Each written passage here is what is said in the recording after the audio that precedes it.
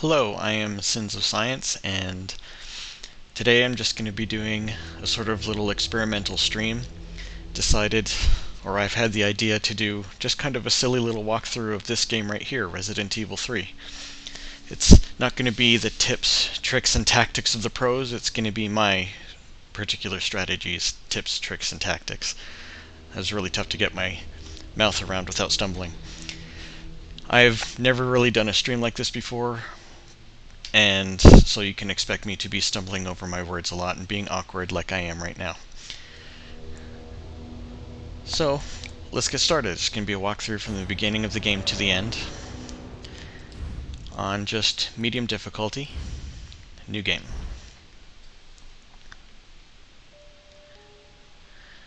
So we're going to start everything off with a pretty lengthy cutscene that gives us context for everything that's going on. Spread faster than any disease in modern history. Angry mobs roam the city, burning buildings. Authorities are bracing for more. I doubt Capcom found it too hilarious that the opening of this game is going on about a pandemic when this game came out during the COVID-19 pandemic, which I'm sure was lots of fun.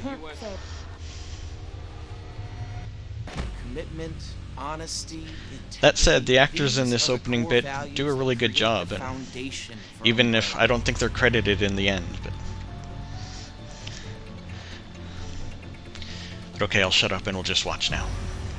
It's this foundation that will continue to build a brighter future for all of us.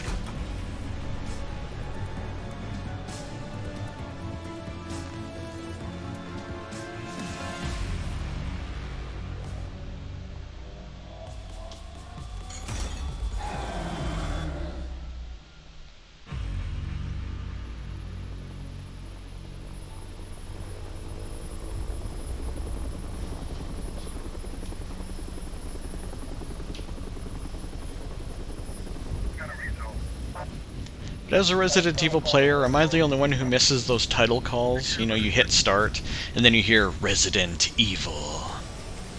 Maybe I'm the only one, I don't know. I also have no idea if my audio levels are okay.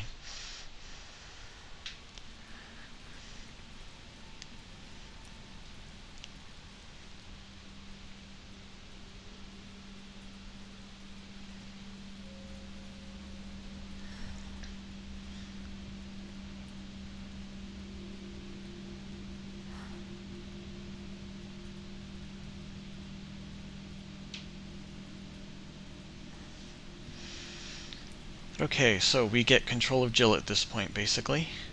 And you can look around her apartment if you like at this point, but there's not really a lot to see. You can interact with this, which, you know, revolutionary technology right here. Way to close the window, Jill. But other than that, there's really nothing to interact with here. There's a bunch of stuff to see, but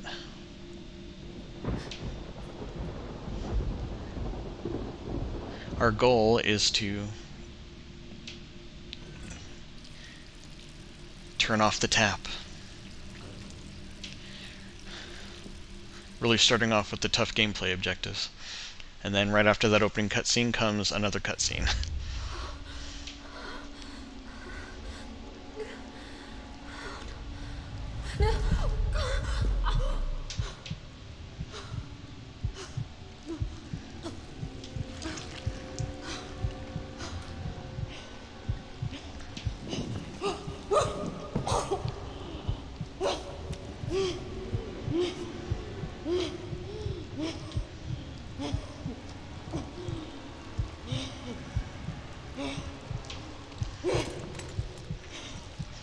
Not sure who keeps their gun on their bathroom sink, but whatever.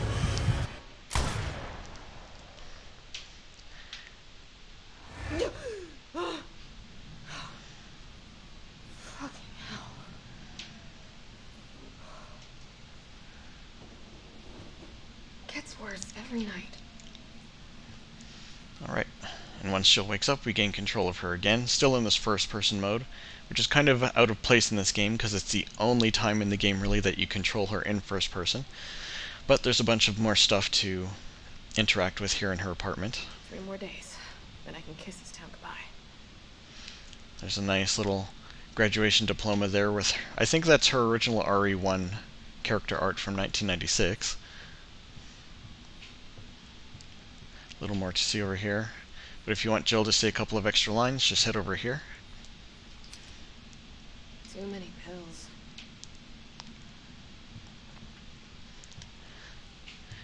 And then there's even more to interact with over here. Just flip on the light, and you'll be able to read the files on this wall. That'll fill out the backstory up to here of what's been going on. Lots of neat pictures and stuff too to look at for those who can't stand quite as much reading. Another file here to grab. I'm not going to be reading through the files, this is more just to get you through the game and show you where stuff is. Oh, I also won't be showing you where all the little Mr. Charlie bobbleheads are, just because I don't remember where they all are, and it would require me to delete save files and move stuff around and blah blah blah, and I don't feel like doing that because I'm lazy. I am not lazy enough, however, to not open this fridge. Yeah, again, revolutionary stuff. We're heading into the bathroom yet again to, this time, turn on the light. I don't know why the light switch is there, but... or why Jill left her sink running. But yeah, Jill Valentine, played by the amazing Nicole Tompkins. Nicole streams on Twitch every once in a while when she's got time. Twitch.tv/Nicole Tompkins, Tompkins. Absolutely check her out. Finally, we're in third person, which is standard view for the rest of the game, and the phone is ringing, so maybe we should go answer Who it. could that be?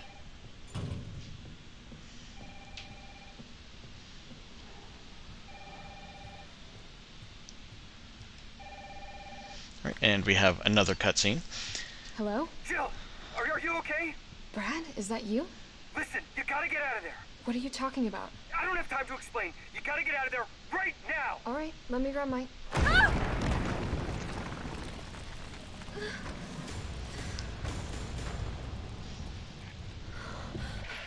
And now we meet the giant creature that stalks Jill in the first of many scripted sequences and cutscenes.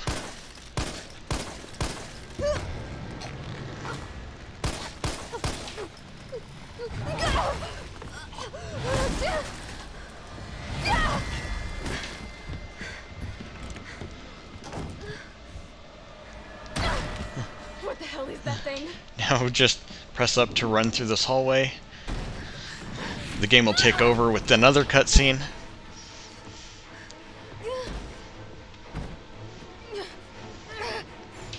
Once Jill does this, you basically have all the time in the world, but there's nothing to see in here, so we're just going to run through and get out. Apparently the monster didn't like that we ran away. If you want to see some pretty gruesome and sad stuff, just stick around here and watch these two people as hilarity ensues. Like that.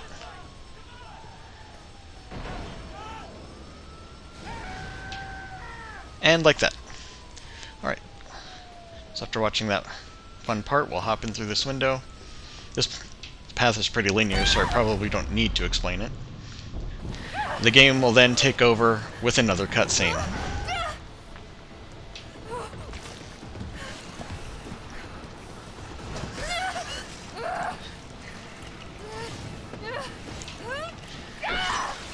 The suspense is just palpable as the game takes over and gets Jill to survive for you.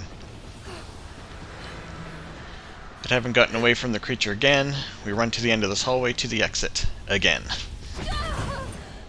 Only the game gets us through the exit with a little propulsion. So we head down these stairs, right down to this ladder. Only we don't make it to the ladder and get tossed back into the building instead.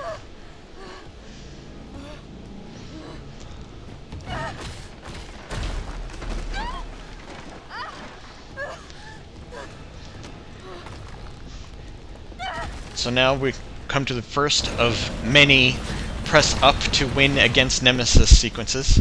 In this, press up, and you'll win.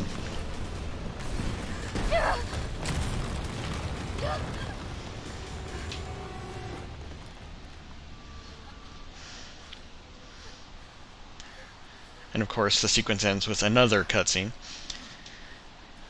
So now we spend about 2 minutes stumbling out of an alley.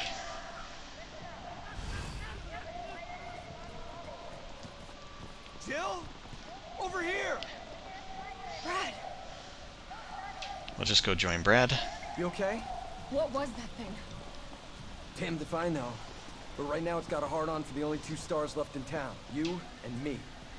I'm not sticking around. Just look around you. The longer we wait, the more screwed we are.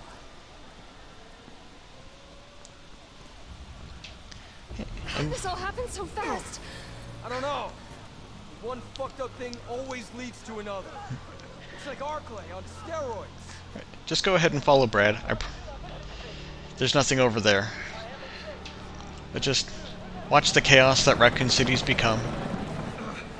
Hey! Hey, wait! Down here! Damn it!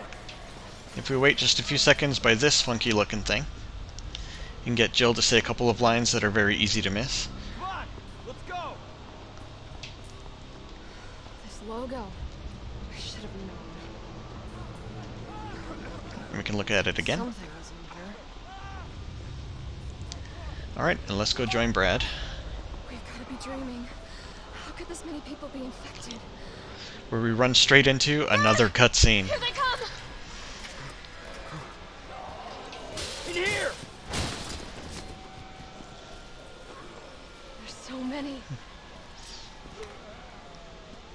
We'll follow Brad's directions and follow him. Just stick to the left and you'll be fine. And then we'll have another cutscene. Door behind you, go!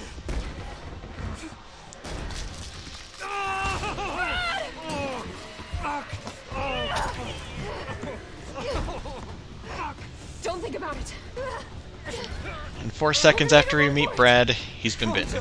We know how this ends. The thing I always remember about the scene is that Still a team? Always. Nicole has told the story of how when Brad pushes her down like this, she hits her leg against a board that's supposed to represent where the bar is. Just left this huge bruise on her leg. I'm sorry, Brad. But anyway, with Brad now presumably deceased, we'll go and collect a gun.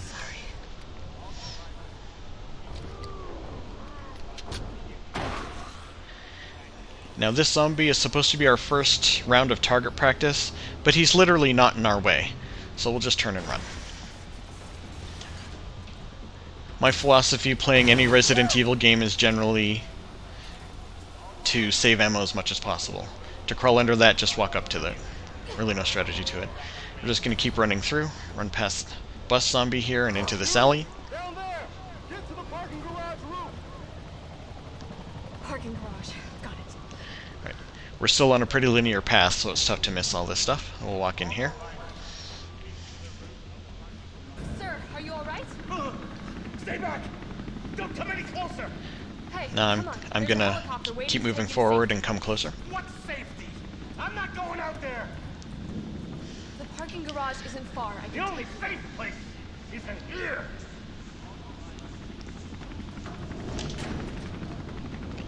Now there are some lines that Jill can say with this guy, which are pretty fun. Sir, what's your name?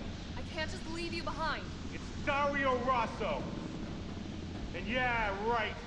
You just want to steal my safe house. Get your own, Missy. Missy? Would you please calm down? I'm a police officer. I'm here to help. Oh yeah, you've been doing a bang-up job. You want to help? Go handcuff yourself to one of those freaks. And final Sir, line. This is your last chance. No one else is coming for you. I'm not going anywhere. I'd rather starve to death in here than be eaten by one of those undead monsters. Now leave me alone. Alright, but there's still more he can say. Just point your gun and shoot at the door. Damn! She's trying to kill me! Stop that! You're gonna hear from my lawyer! And one more. Stop that! My brother-in-law is a lawyer! Alright. Now technically speaking, you don't have to talk to him, it's just fun. Go over here and collect our first bit of handgun ammo. And I like to move my weapons down away from these two slots here, or well, this top row here, just because I like to have, when you grab key items later, they'll default to being in those empty spots. Don't worry, those dogs won't get you. And you just have faster access to your key items when you're picking locks or using keys. Just crawl through here. Another cutscene. Lots of tension there. And there's the parking garage we're looking for. No need to worry about that guy. Just head to the elevator.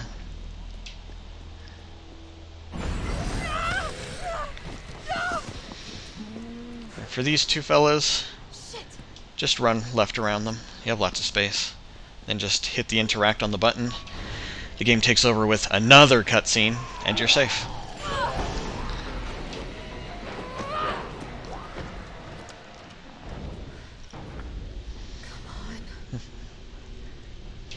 And Jill saying what we're all thinking during this particular scene because the elevator takes forever to get to the top.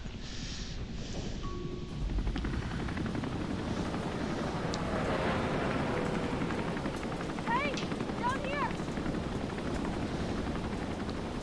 Hey, get in!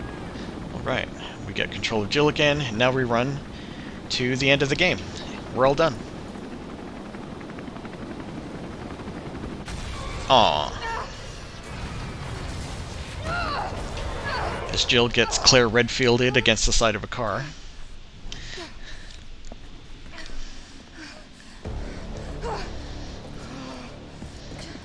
Sorry. Alright, and this, to win, basically follow the button prompts. I am playing on PC using an Xbox controller, so... Damn it. It's my turn, bitch. Love that line. I just love the idea that Jill's nickname for this creature is Bitch. Alright, so another cutscene.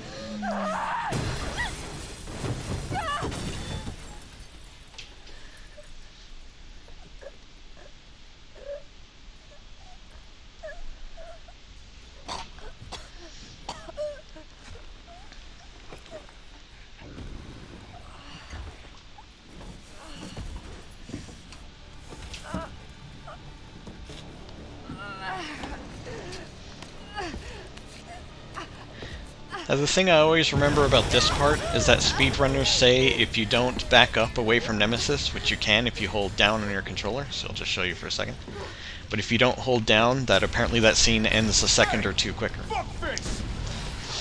Here we have the very poetic introduction of our next character. It's Carlos, played by the amazing Jeff Shine. Hey, easy, lady. I got you. Who are you? What are you doing? Name's Carlos, and I'm saving you. Come on, let's get you someplace safe.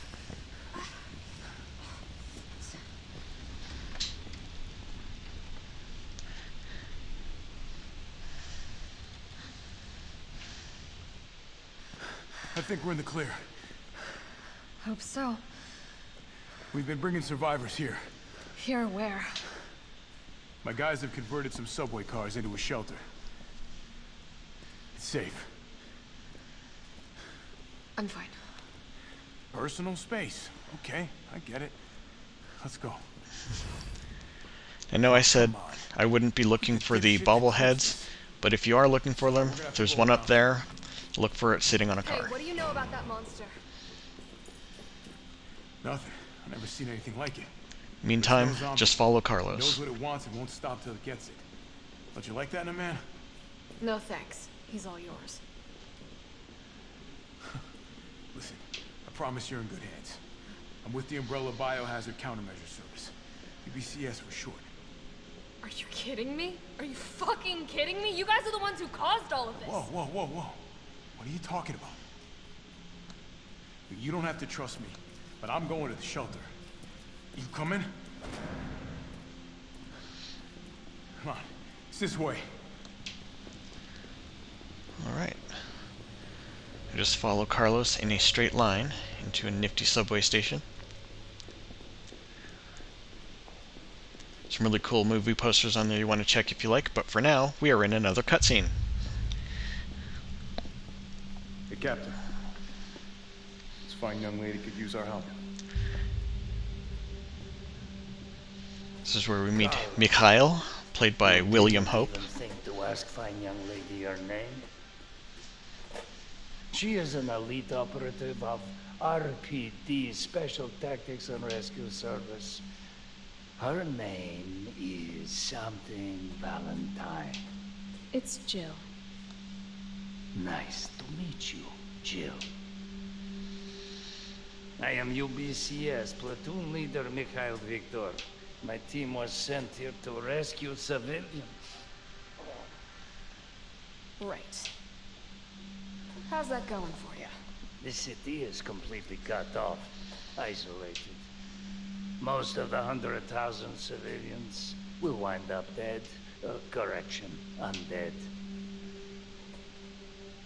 My platoon has suffered serious losses. Just keeping them alive is more than I can manage. Well, you can thank your corporate overlords for that. Yes. Well, we are doing all we can. If we can get this subway train moving, we can evacuate some survivors. But we need help. My men cannot do this alone.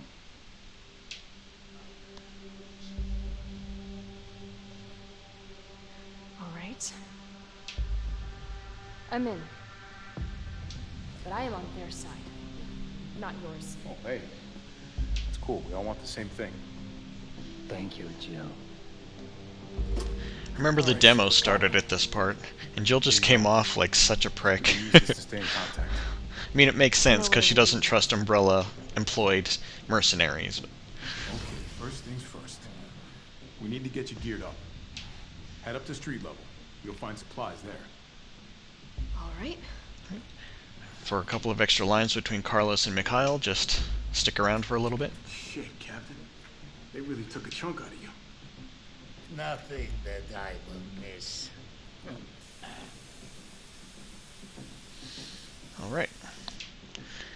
So we'll set out on our merry task. There's a file sitting right out here, which is very useful about crafting ammo using the gunpowders that you're going to be picking up. Always good to at least check it for a reminder. But yeah, this scene reminds me of how Resident Evil 2 and Resident Evil 3, they aren't really remakes, but more reimaginings. Like, they have the DNA of the original games in them, but they're just really, really different. And while I've been, pretty critical of all the cutscenes in this so far, I will definitely say that the performances have been amazing. Another file over here on this newsstand. We'll just keep heading up. Jill? It's me again. You topside yet? Working on it. So what's the plan? The old tanks got me clearing the tracks. You mind getting the subway infrastructure back online? And how do I do that? Let's start by restoring power. I'll navigate you to the substation once you hit the main road. Copy that. Let's do this fast. Alright. Now the first time you pick up any new item, it'll show that for you before putting it in your inventory.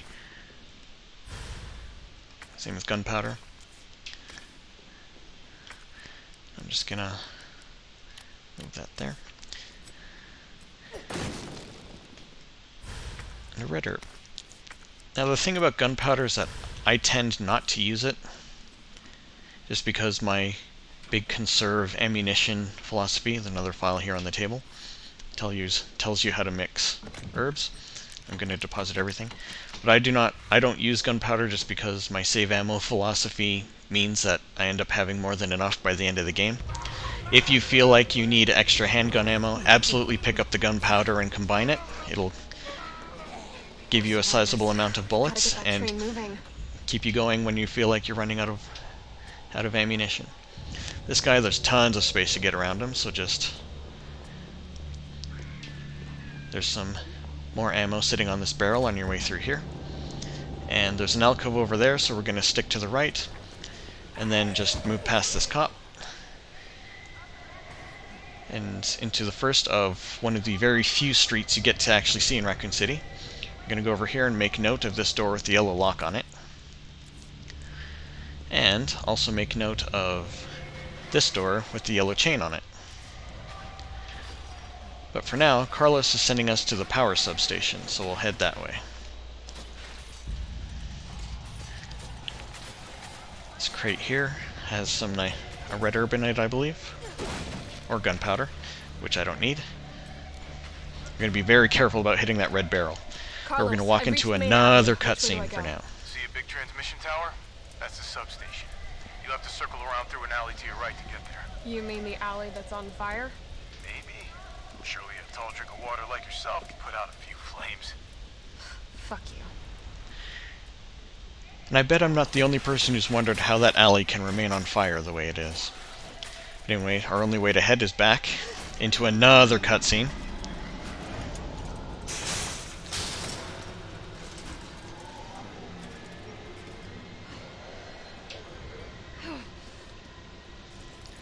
You may be tempted to shoot the big red explosive barrel, but I save it for later. Instead, we'll just stick to the left, give these zombies a wide berth and run around them, and then head down these stairs. Don't want to deal with her, so we'll just go over here, and we'll shoot the little sparking thing to make it do a big sparking thing. There is some gunpowder right here if you like. I do not like. We'll just duck right here into Moon's Donuts. Pick up some handgun ammo. And more gunpowder for those who would like it. Then locker that can't be opened right now. Here we come to some nice safe rooms. Pick up this fancy box. And store those as well. Heading back. Instead of heading backwards, we're heading to this next set of doors. I don't know what restaurant has entrance doors on two different sides, but whatever. Head out the door, immediately run to the right and duck into this little alcove. Grab these bullets, and then get out of this alcove as soon as possible because zombies will be coming for you. Next I'm going to run over here, past this red barrel, get all these zombies to kind of cluster around it, and explode them. The saving ammo philosophy. Alright. Over here, there's some gunpowder in this box. I tend to stay away.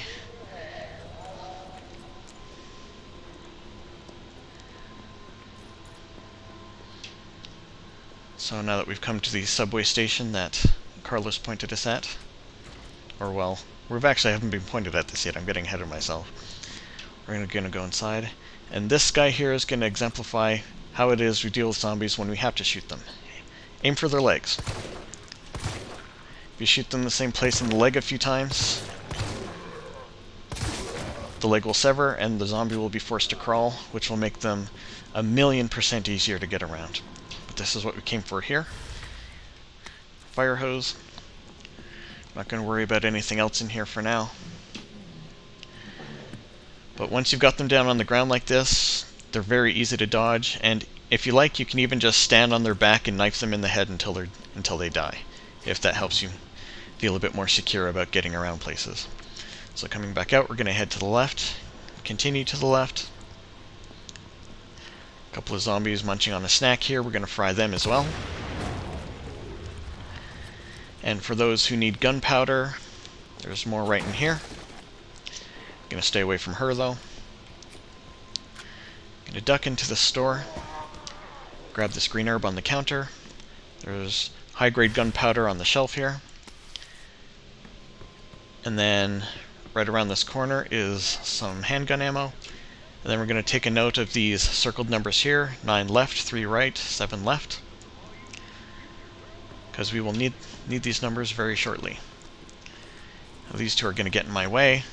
I'm going to try and dodge, and oh, I got lucky and just able to weave through them. Okay. I'm going to head up these stairs here, and left through this door.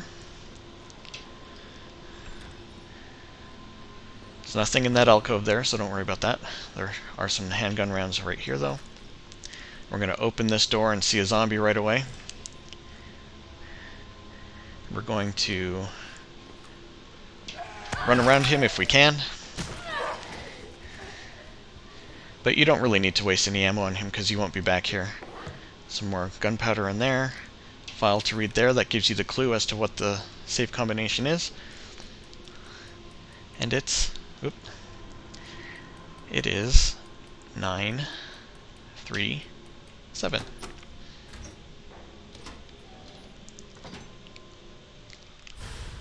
This dot sight is a modification for our handgun, so go ahead and combine it with the handgun right away. And then just head out this door that's right behind you when you're facing the safe. Just head down this railing, or this catwalk. Down that way is back to the entrance of the Moon's Donuts that we just passed through.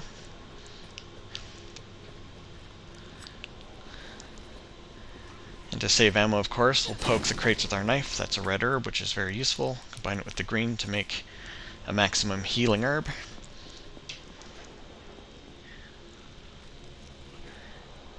Some suspicious munching there. Just shoot that, and oh, we fried some zombies. Some gunpowder laying under that dead guy right there. And yeah, the dot sight for your handgun just helps your aim. Just helps you aim better. Move that ladder down, and then just have Jill climb down the ladder. And then just dash right across back to the flaming alley. Gotta put this out. And on the fire hydrant, use the fire hose. Makes sense, right?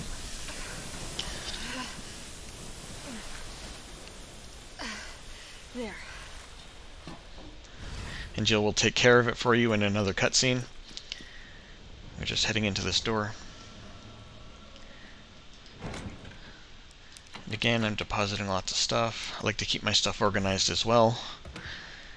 We'll grab our next key item.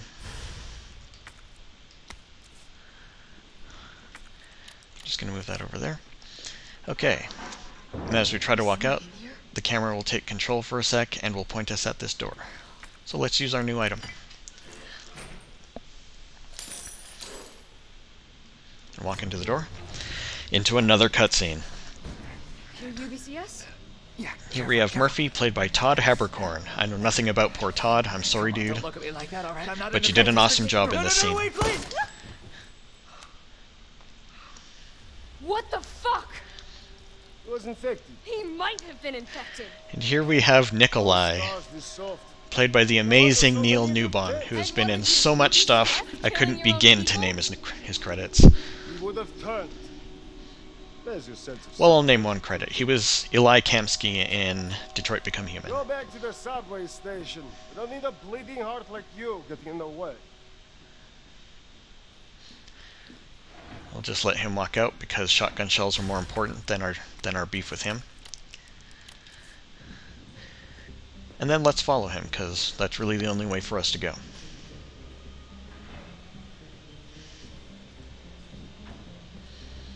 Okay, at the bottom of these stairs, we're going to head to the right first, where we see a dude who is relaxing in the sun. We're just going to take these handgun bullets that he's been willing to lend us and read his personal files.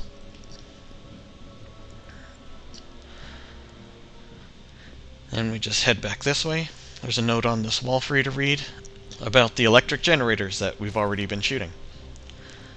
Now for this part coming up, there's a really neat little trick. I haven't seen anybody else do this, but then again, I haven't watched a ton of people play this, so we're going to wait for the dogs to get close and then zap them with the generator.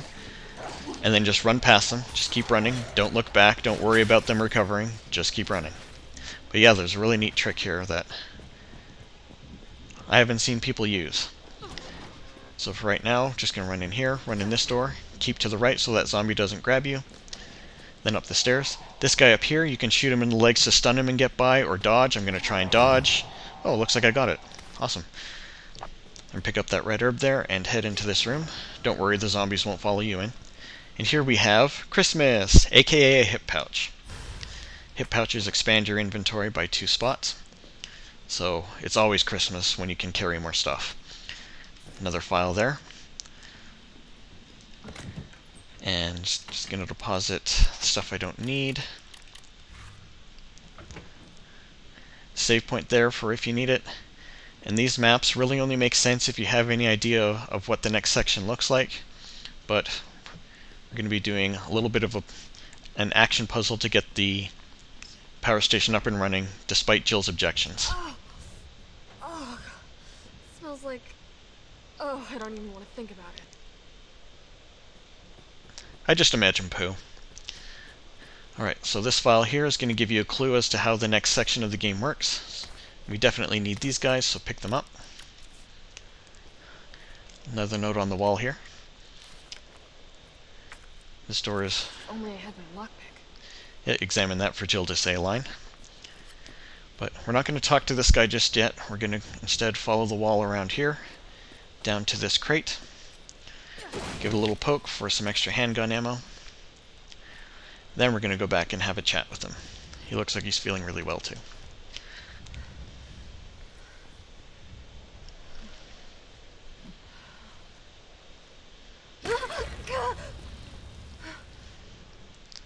Alright, so after that fun scene, Oh my god. I'm going to move that there.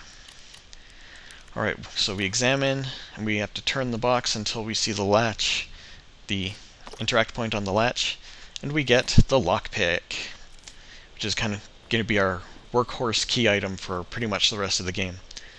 The lockpick works on these yellow locks. Anytime you come up to one, just give it a pick. Alright, then we're going to open the door into another cutscene.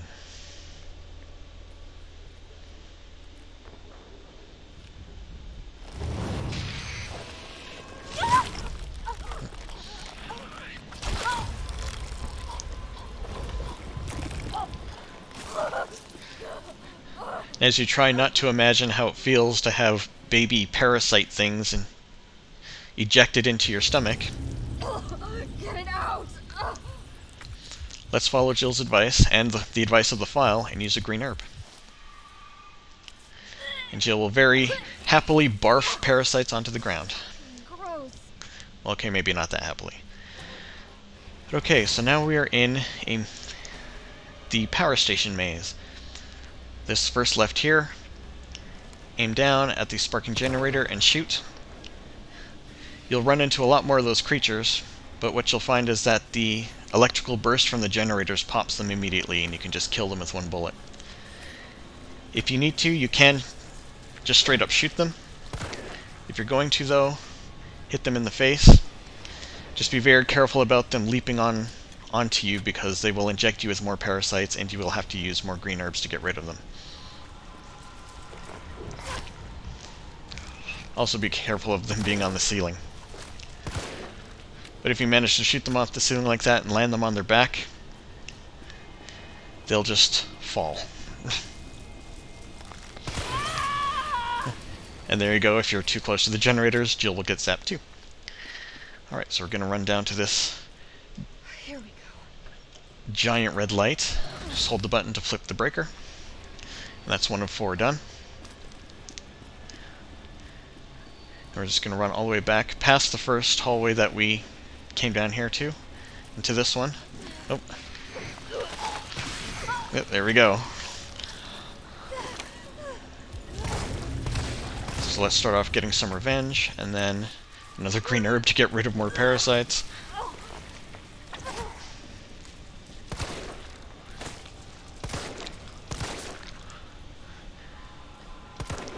But yeah, these guys' main advantage is numbers. If you take a little time to thin them out, you won't have as much trouble getting this puzzle done. And you absolutely can kill them in fewer bullets by hitting them in the face, though it can be pretty tough. They thankfully don't do too much damage to you when they scratch you, so you don't need to worry about that so much. We're just going to head back to this original hallway that we came down. Head to the left this time. Just going to dodge him. All the way down to the end. Oop.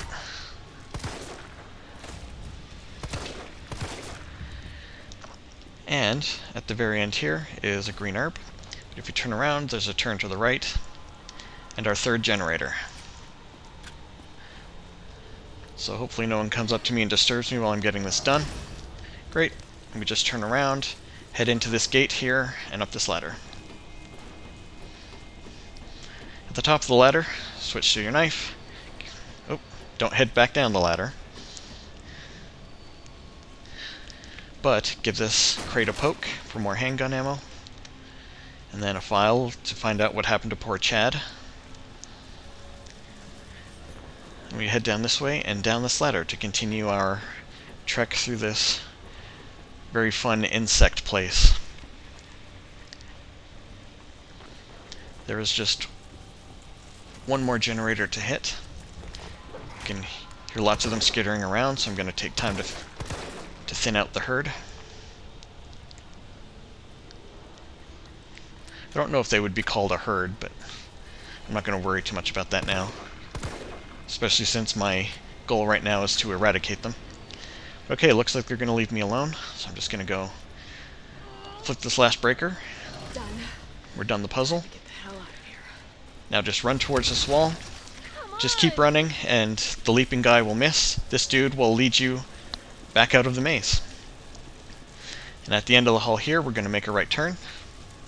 Yep, see? Guy's just going to lead us right out. Just run straight towards the door. And then back up into the power station. Okay. All that leaves is the main power switch. Right, and instead of letting us flip that power switch, though, the game instead puts us into another cutscene. Enjoy that. I did enjoy that, actually. Alright, so I'm just gonna put away this extra stuff that I don't really need. And we're gonna head out and see part 2 of the trick that I mentioned earlier before heading in here. Carlos, it's Jill. I've restored power to the subway. Nice going. All the zombies are gone. Next up is the traffic control system. Didn't even fire a shot. Be in the subway company's offices. Unfortunately, all I can tell you is that it's somewhere in the area. You don't even know what building? That's helpful. Thanks, partner. I try. Not your partner. Right, so after heading down the stairs, stay to the left to find some lockers with some nifty stuff.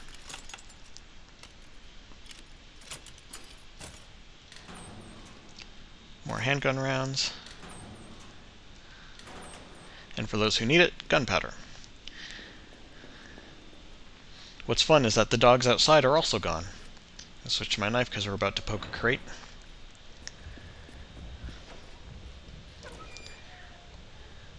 So instead of heading back the way we came, we're just going to duck this way for a sec. For those who need more handgun ammo, there's gunpowder there for you.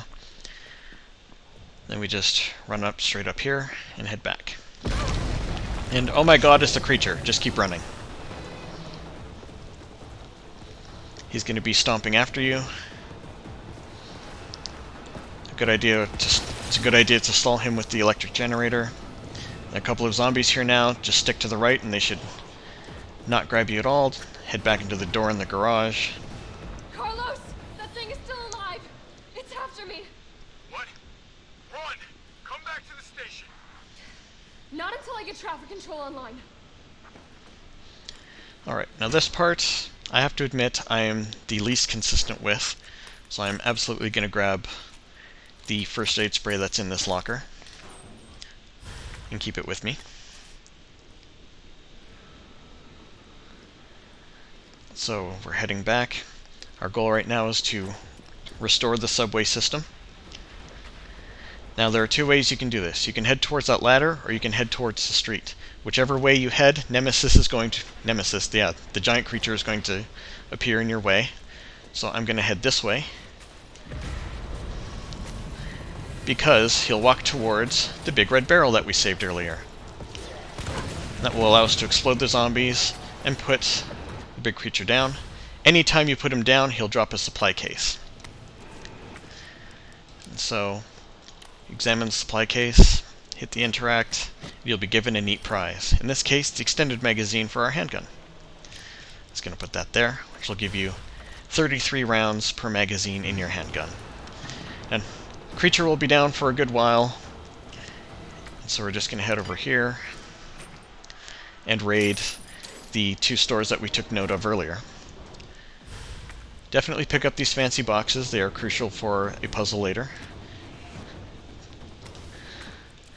Definitely helps to have healing and stuff. I'm going to head over here. Pick this lock. And inside is another fancy box. I'm just gonna combine these and then discard this so I have the inventory space. And then there's a file over here about the bobbleheads that I said I wasn't going to help you find, even though I technically helped you with 2. Then run back outside. Creature will, just be getting up, and he'll come after you and swing at you. Use your dodge as much as you can. And when you're running from him, it helps to keep your camera on him, because if you take your camera off, he can tend to do a sort of a teleport where he'll leap ahead of you and cut you off wherever you're running. So we're going to run back into Moon's Donuts. I can't grab what's in this locker, but it's a grenade, so if you need it, grab it now. Just going to duck into the safe room. Our big friend can't come in here.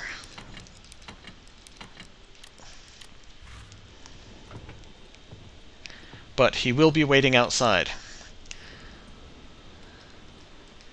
But when you stop hearing his footsteps, open the door and run back out. He'll take the long way around to get at you. Just keep running, running, running through the doors. That's the teleporting thing that I just talked to you about. Got lucky with that dodge. Usually I get hit a lot by him. Oop.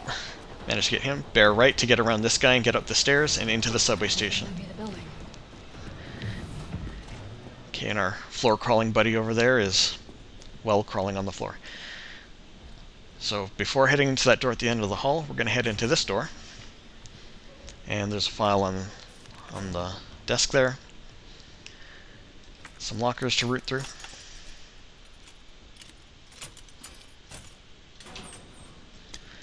Lovely first aid spray.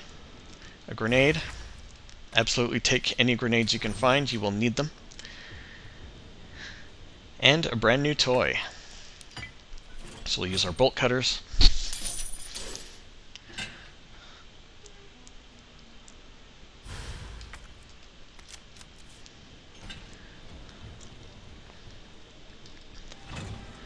And now we head into the door at the end of the hall.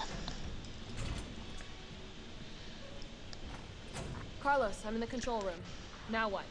Nice. Now you gotta plot out a route. Okay, give me a sec. Okay, so first, we're going to empty this for some shotgun shells, I believe. Alright, there's a file here about the railway. Alright, and then we have a puzzle here. The way I remember this puzzle is Farasaw 232. The train is stopped at Redstone Street. We need to reach Fox Park Station. Can you program that in? Hey, I'm Super Cop. Consider it done. Alright, so Farasaw 232 is the solution to this puzzle. So we look for Fa, then Ra, and then Sa, and then 2, 3, 2, and then enter. Valid route confirmed. Farasaw 232. I finished inputting the subway route. Jill, you are amazing. Tough as nails, too. Hurry back to the station. We'll make sure the subway's ready to depart. Alright. Now the reason that I headed into the subway station right away is because when you come back out, well, first we're going to meet a new friend, the parasite zombie. They are not fun, as you can see.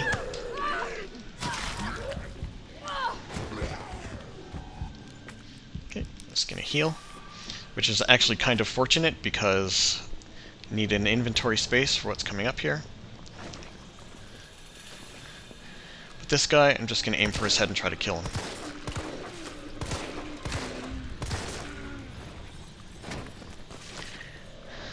And the only reason is because that parasite zombie's in the way of where I want to go next.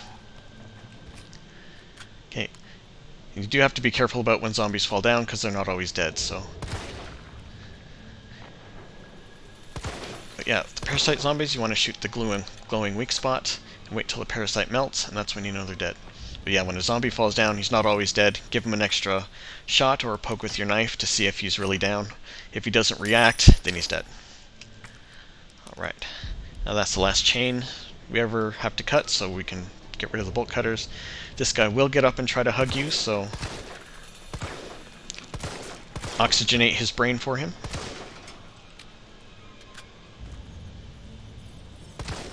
Okay. It's an example again of double tapping just to make sure. I'm just going to go here, get these zombies' attention, and back off. I'm going to lure them into that barrel. The barrels do have a pretty wide radius of explosion, but I always like to err on the side of being closer to them than farther away. And while they sizzle, you can nab another grenade and some more shotgun shells. Oh, and some handgun bullets off this barrel here. We're going to head back to Moon's Donuts. Our giant creature friend is going to leave us alone. Which is, again, if I can't remember if I made the point fully earlier. That's why I duck into the subway station first. Grab the grenade from there. Alright.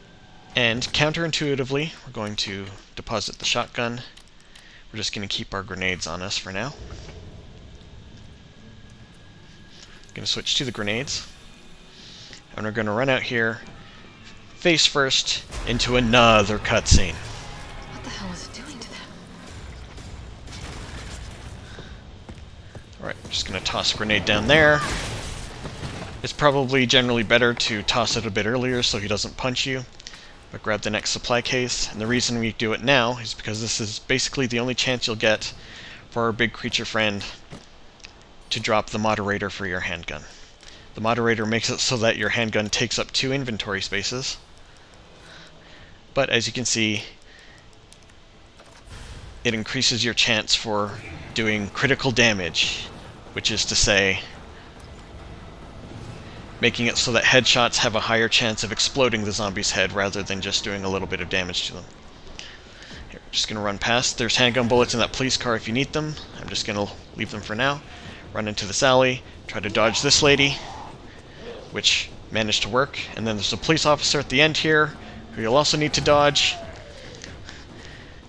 Just head straight for the subway station. Don't worry about this guy. As soon as you hit the door, another cutscene will take over and Jill will be safe. Okay, with that done, I'm going to deposit these things, and we're going to get out our fancy boxes, because they are part of the puzzle here. And I like to keep my inventory organized. I hope you can put up with that. Alright, so we examine each fancy box, open it up, to reveal 3 jewels inside.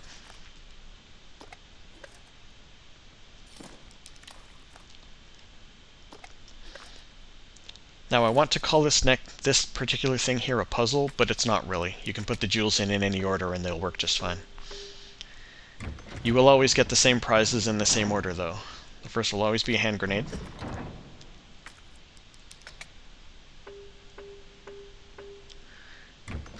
The second will always be an upgrade for your shotgun. And the third will be Christmas! Another hip pouch to expand your inventory even more. It's very easy to miss this hip pouch. I've seen so many first-time players blow right by that because running by Nemesis and all that stuff preoccupies them and they miss getting the fancy boxes in the stores. Just gonna add this to my shotgun and then deposit it because we don't need it right now, believe it or not. And pick the lock on this case here for some shotgun shells.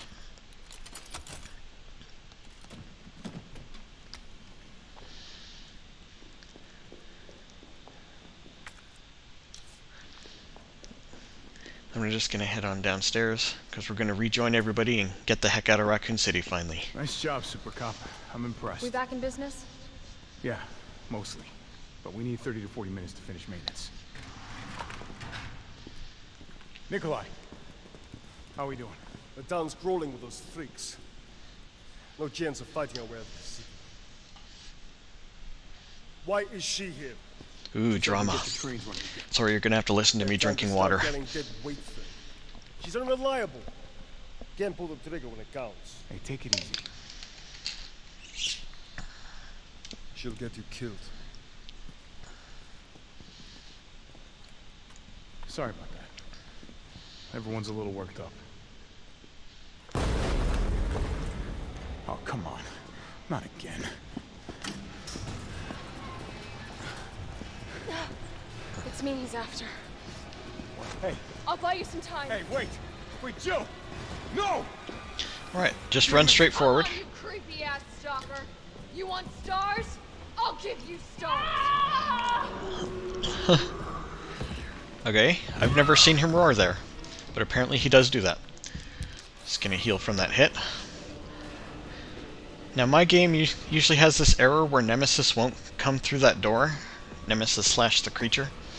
But as he does, he'll be chasing you. Grab these handgun bullets here. This might work. Shoot those barrels there. Oh, he does follow this time. Okay, well, we're gonna lure him down here. We're gonna shoot those barrels. We're gonna grab another supply case. This supply case just has handgun bullets in it. And while he's down, we're gonna hammer the A button on this vent cover here.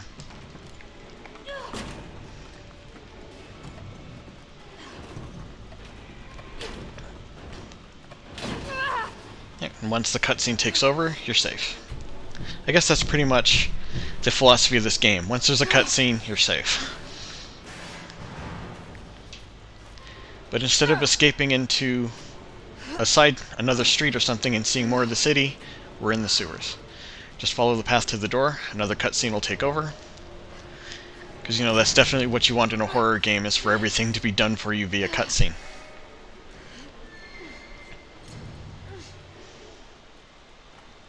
Carlos, do you copy? Carlos! Oh, shit. Oh, I need to find another way out. Alright, we're just gonna head in here. Grab this map. A map of the area. Perfect. There's a nice red herb there for you. Some handgun rounds for those who need it. More shotgun shells. And we're about to pick up a whole bunch of stuff. I forgot to empty this case here.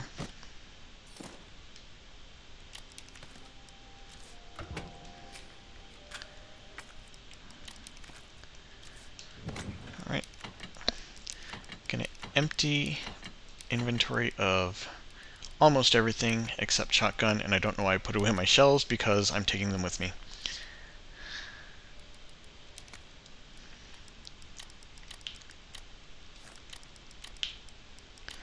We're about to pick up a whole bunch of things, so we need as empty an inventory as possible.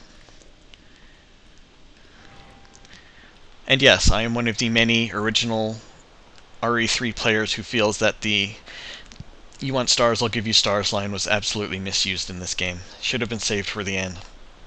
That is definitely a triumphant moment line. So let's follow the linear path, hear a distant roar, and if you want Jill to say a little extra line, well, first we're going to check out this file. If you want Jill to say an extra line, examine this and then back out. Door won't budge. Looks like it needs a power source. It's also a clue as to what's going to be happening in this next part. And then we're going to head down this slope so that Jill can make the same joke as Claire did. Oh, God. I'm definitely burning these clothes. I feel like Jill and Claire would have like a sister-sister relationship sort of thing. Just like Nicole and Stephanie do in real life. Alright, so we come to this Y junction here. We're going to head left first. And it's here we're going to meet a brand new friend. I mean, and these are the Hunter Gammas. And they would be a lot more scary, if not for their chicken wing arms. But the basic strategy is wait till their mouth is open, fire a couple of shotgun blasts in them, and when they stumble, reload, and fire at them while backing off, basically. Because if you get too close, they'll grab you with their mandibles and you're dead. Instant kill. Just gonna head in here. Nice file on the desk. Another file here talking about this little beauty.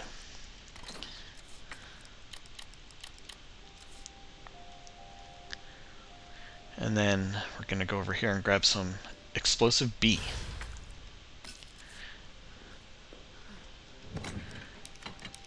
Gonna Put away, again, everything that we don't really need.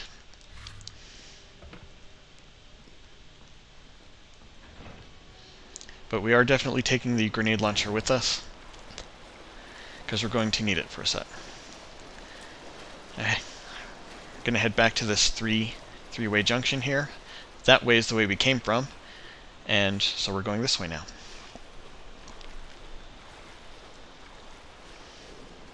We'll meet another friend. Take this one down with your shotgun.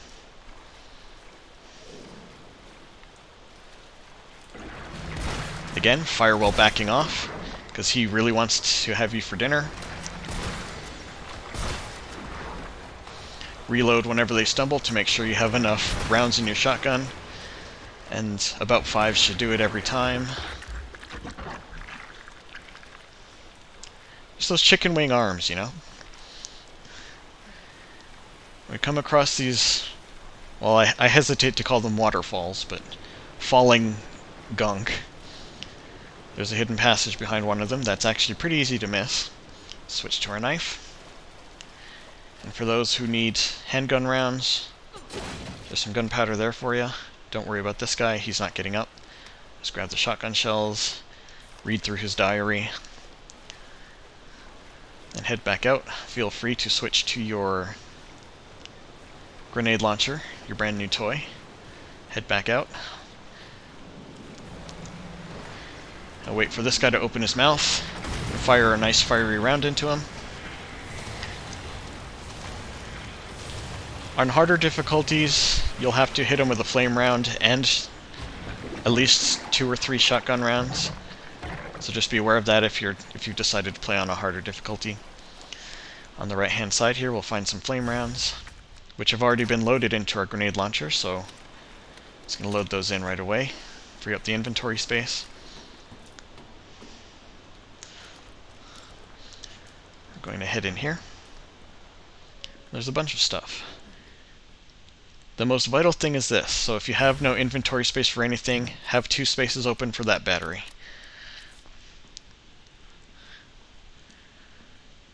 And definitely take all the high-grade gunpowder you can. Going to open this guy here for some explosive A, which is a component used to make grenade rounds. For those who need gunpowder, take the gunpowder. But more important, I say, would be this green herb. We can snoop on someone's love letter here, and that's it for this room. We're going to head back to that 3-way point.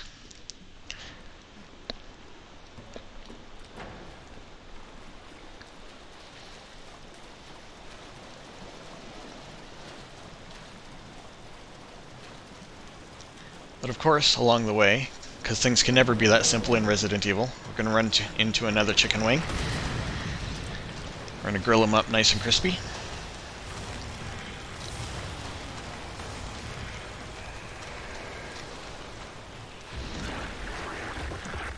Strictly speaking, you can run past these guys. You just have to be very careful of their tails and that they don't snag you with their mandibles as you're running by. They will hit you with their tails if you run past them. Alright, then we're going to show this guy what it means to go up against Jill Valentine. And again, this is the way we came. You can see the 3-way junction back there. That's where we went left, that's where we went right. So we're heading back the way we came, and there's this ladder here. So we're going to head up the ladder. It's very easy to accidentally head back down this ladder, just like in the power station, so I always take a little step away and then head to the left. Just need to head up these round stairs here. That gate is locked on the other side, so you can't open it just yet. But here's another one of those devices that we encountered earlier, and it's what we need the battery for.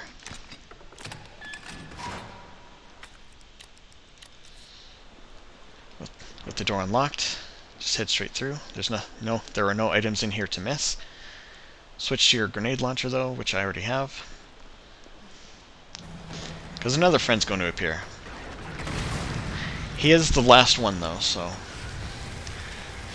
you don't actually have to stand around and watch them die. It's just I do that just to make sure they don't hit me when I'm running by in the narrower tunnels. Just gonna run by him, unlock the door. We need our battery back, so we're gonna go and grab that. Then we head back through a newly unlocked door. And I wonder if I'm the only person who thought that this oil patch here was flammable, but I've never been able to set it on fire, even with flame rounds. Alright, we're gonna head over to this door here, which is just past our newly fried friend. Gonna use the battery again. And we're gonna head straight here for another Christmas, which you probably saw on our way in. 2 more inventory spaces right there for us. Walked by out there just at the beginning of this sewer section. Gonna grab some more explosive A, because as I said, grab all the explosive powder you can. I always pass up the gunpowder, of course, and that's everything that's in here. Alright, a lot of times coming out this door I forget to grab this battery. Thankfully I remembered this time, so I don't look like a total idiot. Alright, then we're going to run straight ahead from the door down this catwalk here. Down there on the bottom left you can see the very first device that we came across. Move that ladder down and go down, and then go straight to that device.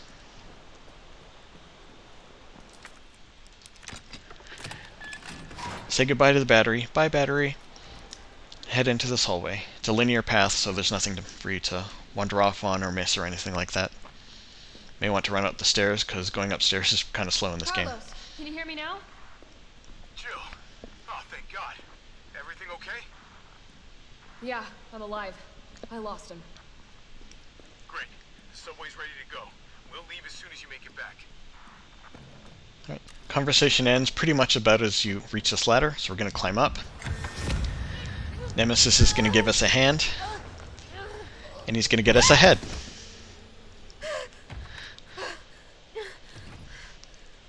I guess he didn't like what we were doing to the hunter gammas in the sewers. Just run. Bear left to get around this guy here. Once you hit the shutter, another cutscene will take control for you. So much danger. We're gonna head right to this door here. Use weapons? There is some more explosive powder and a green herb for you. And then just don't worry about if your inventory's full or not. We're just going to run to the top of the building. This chase is more or less scripted, so unless you turn back and let the creature kill you, you'll be fine. We're going to shotgun this guy in the face, just because he'll be in our way. Head up the stairs. And there are no more enemies up here, so if you like, you can keep your camera on our new flamethrower buddy and watch what he's up to. Once you get to the top here, hold the button to put the planks down. A lot of people just press the button and then end up not putting them down. Just run across. We're going to head to this yellow ladder over here. As soon as you hit it, we'll be smack dab in another cutscene.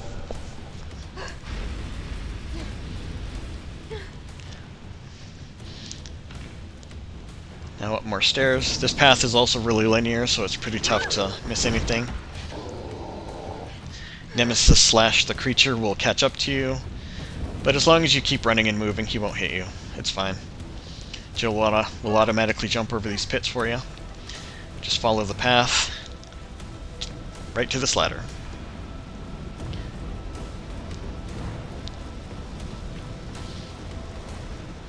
Then to this ladder. Then just follow the path to the left.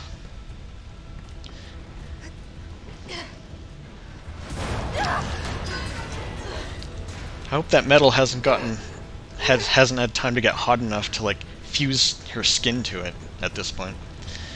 But just follow the path up the next ladder. And this is why I said not to worry about your inventory, because you're coming up to another item box here. Okay, so there's a file to read here, which is so important to the plot. But gonna be depositing a bunch of stuff, including our grenade launcher.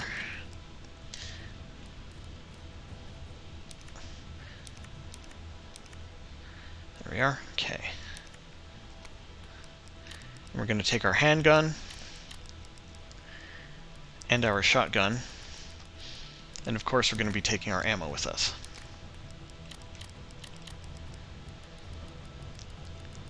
And yeah, one heal should be fine. Okay, so that should be about what your inventory looks like. All you need is your handgun and shotgun. Those of you who know what's coming, you'll probably be like, what, are you crazy? But when you've got your stuff, just head up here. And yeah, I'm a little crazy. Another cutscene will drop you down into a lovely boss fight with, I guess, flamethrower nemesis. So, first thing we're going to do is take cover behind this pile of stuff. You can stand behind this box and don't worry, he won't hit you. There's some explosive rounds for your grenade launcher. We don't have our grenade launcher, but that's okay. And there are items around the edges of this arena, so make sure to grab those. Combine those for another heal. There is another green herb hiding behind here. I'm just going to show you where all the items are before fighting our friend here. More explosive rounds there.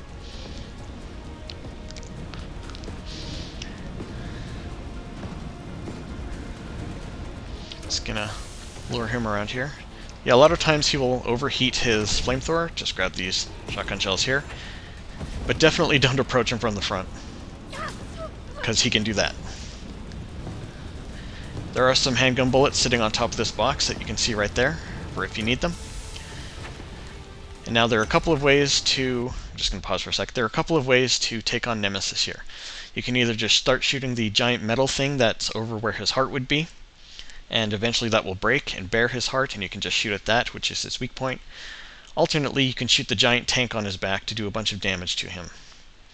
And then start taking the metal shell on his heart off. So I'm gonna use my handgun to show you the fuel tank here. Show you what happens when you hit the fuel tank.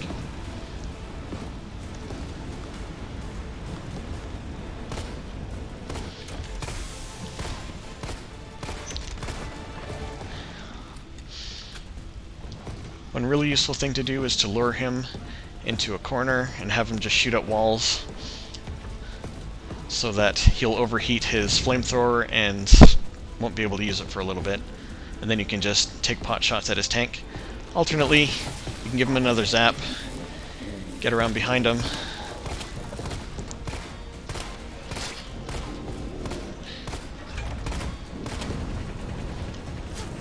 absolutely try not to be in front of him. I'll just grab those handgun rounds there. Do whatever you can to get around behind him and start plugging that tank with bullets. When he gets too close, just run away, keep your distance, because he will either slug you with his flamethrower or he'll fry you with his flamethrower. And neither is a good time, contrary to popular belief. Okay. When he does his shower maneuver, he's gonna overheat it.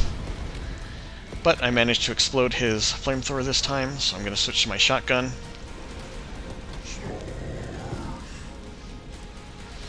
And now he wants some up-close and personal time. Without letting him get too close, fire at his heart to get that. You will still do a bunch of damage, but you'll also take the metal casing off. Absolutely do not let him get, and that's why you don't let him get close as well, because he'll do a charge attack that will lift you off the ground and do a ton of damage to you.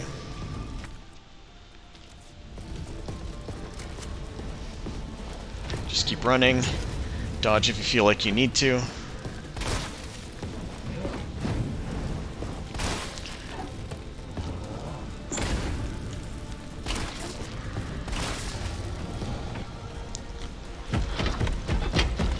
Yeah.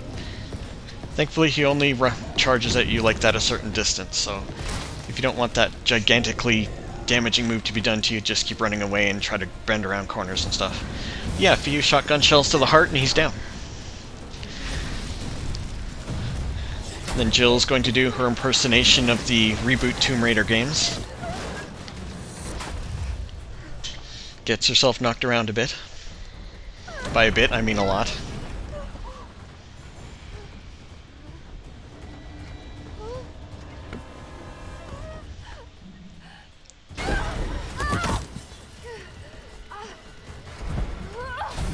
This reminds me, if you want a commentary of the behind the scenes of the game while it's being played, check out Susie the Spear Hunter on YouTube. She has a playthrough of this game where she's talking with Nicole Tompkins, who dumps all sorts of really fun behind the scenes stuff for you. This is another linear Carlos? path. It's Jill. Do you read me? Loud and clear. You all right? Yeah. So while Jill and Carlos Bastard's have a dead. chat, just walk through. There's no items to miss Fuck 'em. What were you thinking? until you reach this brownish car over here. Don't start. I did what I had to. I know. And thanks. The subway's ready to go. Hurry back. Alright, grab the handgun ammo, and then follow the yellow ladder road, I guess, into a locale that should look familiar to Resident Evil 2 players. It's the Raccoon Police Department there, and the street that leads up to Kendo's gun shop. Don't worry too much about these zombies. As you can see, there is so much space between you and them. If you want to hear what is apparently a reference to Resident Evil Outbreak, go to this police car here and give it a listen. Transporting to Spencer Memorial now. RPD dispatch, this is 153. I'm trapped in North Garden with 3 civilians. West side, cafeteria, back of the kitchen. One of us is injured and immobilized. Please advise. Okay, and that'll be the end of that transmission. We're going to head down towards the parking garage entrance of the Raccoon Police Department.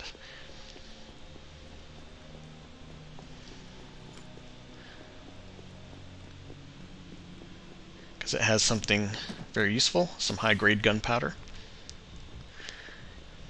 You're not going to see until the end of this playthrough, basically, almost, what use the high-grade gunpowder has, but don't worry about it for now. Just keep grabbing it whenever you can and store it.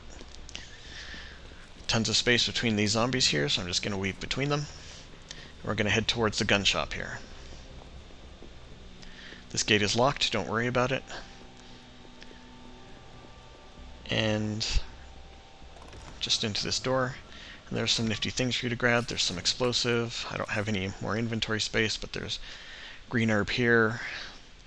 There's a upgrade for your shotgun. If your inventory's full and you grab an upgrade, you can just usually combine it to a weapon anyway, if combining the item to that weapon won't increase the amount of space it takes in your inventory. Don't move! Shit, Jill. Kendo, you're all right. Yeah, all right's a stretch. But yeah, walk to the back of the shop for another cutscene. Didn't know quite what to expect. No shit. Look, we're using the subway to get people out of town. You in? Subway. Well, that's good thinking. When we get out, there's gonna be a lot to do. We could use a man of your skill set. What's wrong? Nothing. Just bad timing is all. Yeah.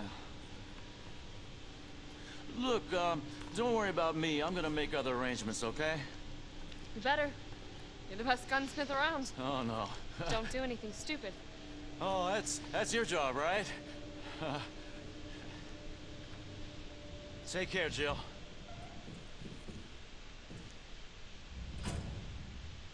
If you're heading to the station, take that service alley out in front of the shop, okay? The key's hanging on the wall. Alright, there's the key that he just pointed us to. If you want to hear a little extra stuff, go to the door. All right, Pumpkin. All right. That's a good girl. Alright, fun fact about Kendo, that was his voice actor from the RE2 reimagining, but his motion was done by Neil Newbon. Alright, going to be depositing a whole bunch of stuff.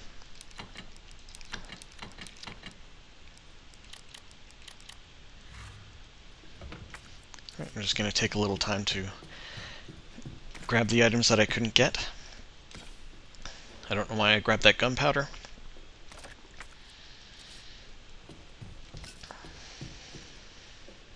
Oh, grab this herb here.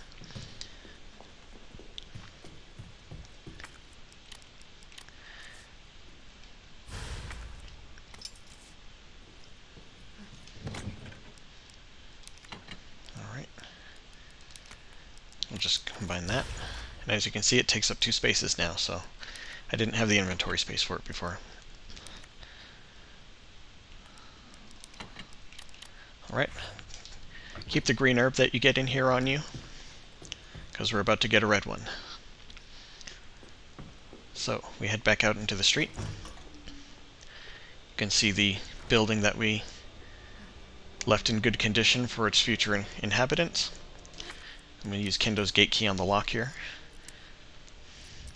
You can't skip this. You have to sit here through unlocking the lock and undoing the latch. Toss the key because we don't need it anymore. Grab this herb, combine that. Now this upcoming parasite zombie at the back of the alley here, I try to dodge, but I've never have, so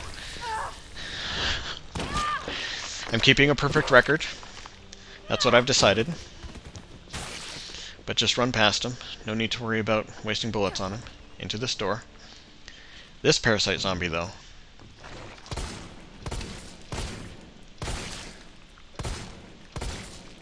We're going to take out his leg, just so that he can't get in our way. We're going to get hit, because that's what pro players do. Head up these stairs. Into this room here. There's a file that foreshadows something coming up. Pick this lock here.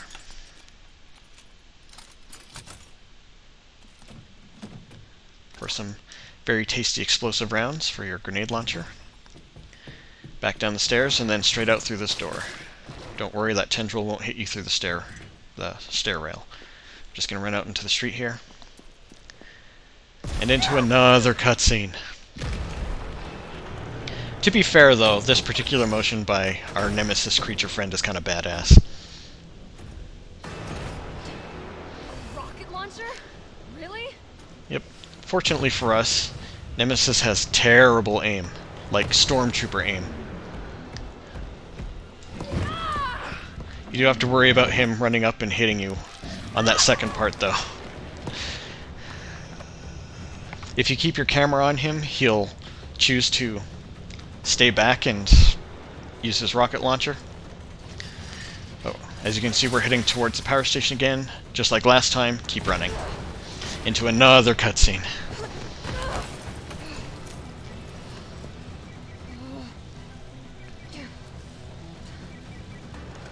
Jill, you okay?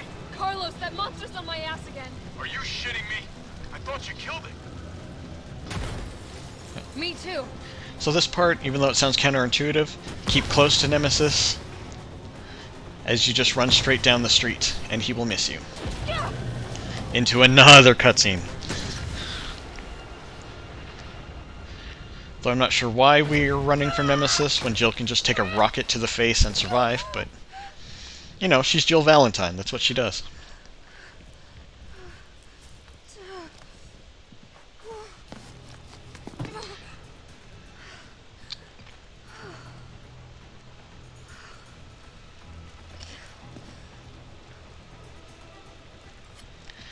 Over here is a crate that's for some reason intact and contains a first aid spray, which those are always good to have on you, especially since I'm at a little bit low health right now.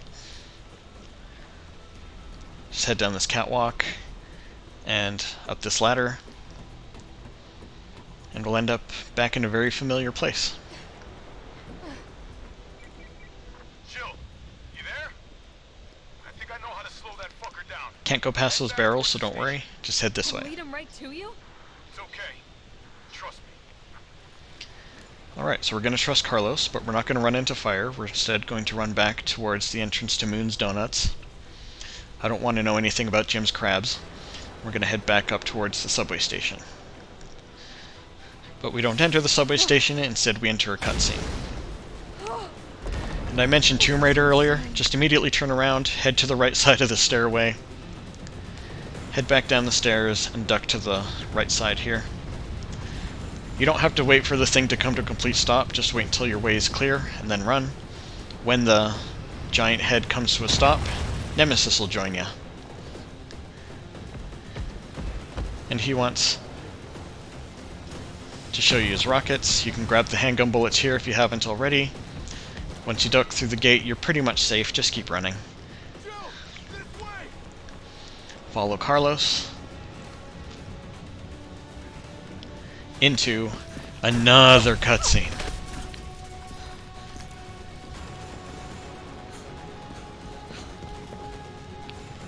Of course, I'm being really critical about the cutscenes. It's just really tough to believe that Jill isn't safe when the game is taking things over for you all the time. Go. Go! Come on, forget about him!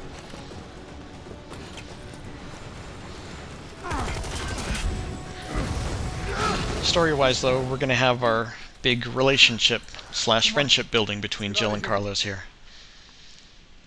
Which is kind of nice. Makes you feel warm and fuzzy.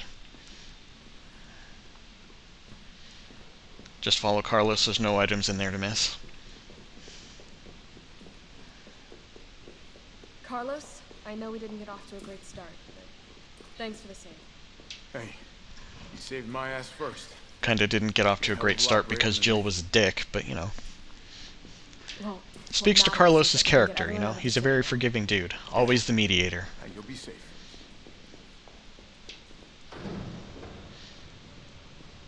What about you? Not from the sound of it. I won't be catching the train. Why not? Now, my personal opinion, this is the kind of cutscene that I like, where the characters are talking and story stuff is being doled out to us, but I can still control the character. Doesn't take me out of the game quite as much. Okay, we're gonna head down here and meet another new character. On the right there is Tyrell, played by Sterling Suleiman, who is most famous to me anyway for playing Lewis in Left 4 Dead and Left 4 Dead 2. Tyrell, you have your orders. You need to go back out into the city and find Nathaniel Bart. This isn't the last ride out of town, right? Do not worry. Once the civilians are safe, the train will be back. It's alright, you go on ahead. I'm not gonna die on you, leave you in a cold, cruel, Carlosless world. Okay. You need to find this scientist. His Budding vaccine friendship. research could save us all. You see? You're learning. The only life that matters is your own. Good luck. Let's go.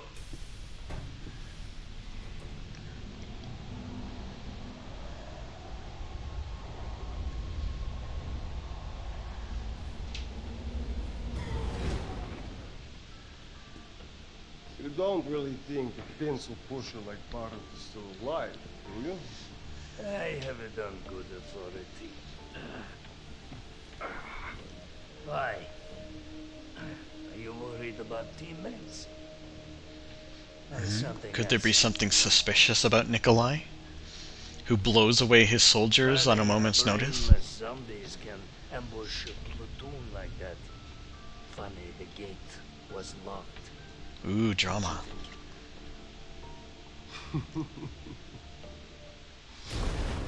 What was that?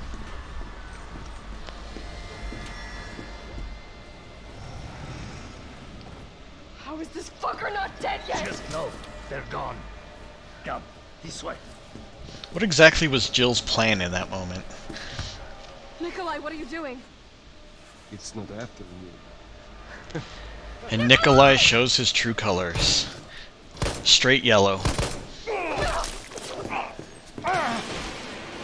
Mikhail, on the other hand, is a badass. Get off my train. Shit, Bart!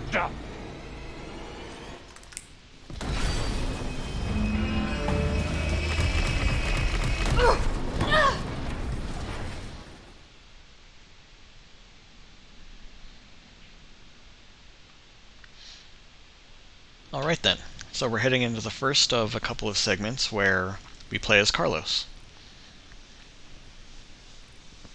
Oh, it's been a while. Subway's gotta be clear of the city by now. Along with your hot date.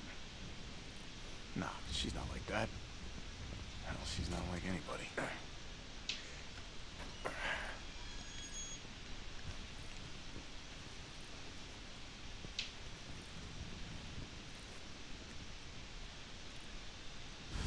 All right, keep your head screwed on, Romeo.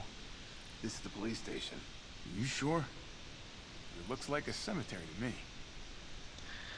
Alright, so our buddy Carlos here comes with a ton of bullets, because his sections of the game tend to be more shootery.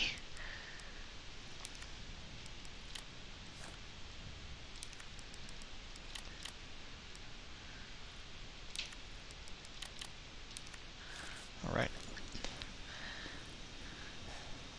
And there's going to be a lot more enemies for him to shoot at. Just follow Terrell. Just head through this little gateway here. And into another cutscene. Brad, stop! T. I'm just whining because, while it's cool that games have gotten so cinematic, they tend to concentrate on that way too much, especially at the expense of gameplay in a lot of cases. And this game is definitely a case where I love the game for what it is, but there's definitely way too much cinema going on and not enough gameplay. Shit, it's locked. Alright.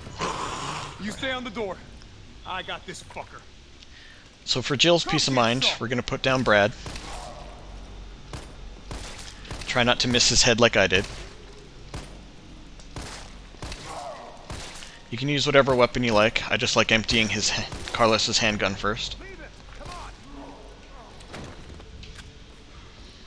Alright, and that's Terrell breaking into the RPD. The reason we kill Brad is because he drops this, which is very important. These stars. That could be useful. Yeah. But instead of following Terrell like he told us to, we're going to head back through this door, down these stairs. Just going to go straight across to these stairs for now.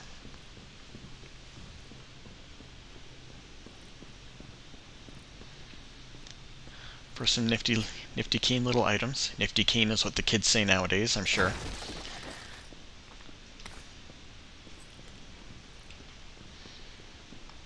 Then head back, and this time we'll head back and head through that door on what is now our left side. There's a printout of an email. I don't know who prints out their emails, but whatever.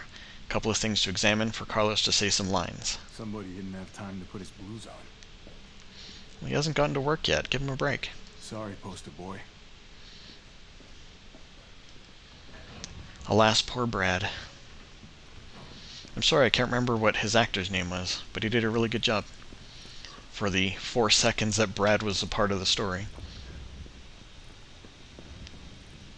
Nothing really out there for you to look at. I just like to relive Resident Evil 2 sometimes.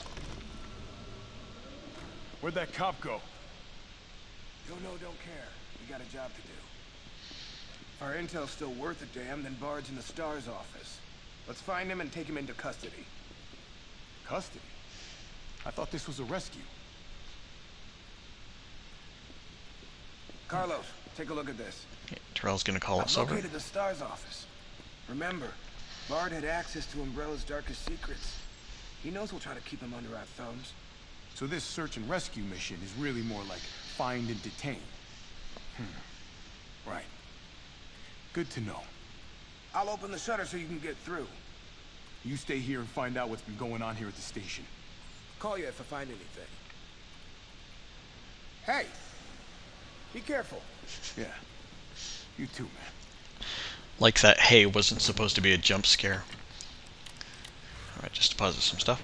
Okay, there are some nifty things to find in the hall. If you don't go up to Terrell right away, he gets impatient with you and tells you to get your ass over there. So get some green herbs right here in front of the statue.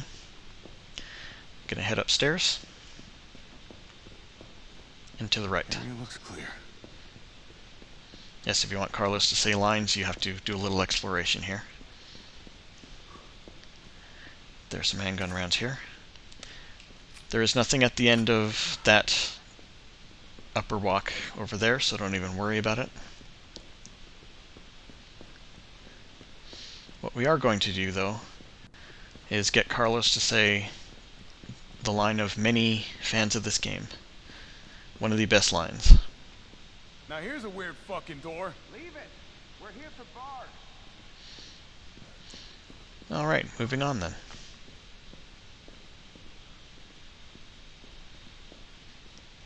There's a file about the ID card we just got, and we're going to use the ID card we just got. Right. Feeling a little insecure about the inventory space I have, because Carlos and Jill do not share hip pouches. Just going to deposit some stuff, and then be back on my way.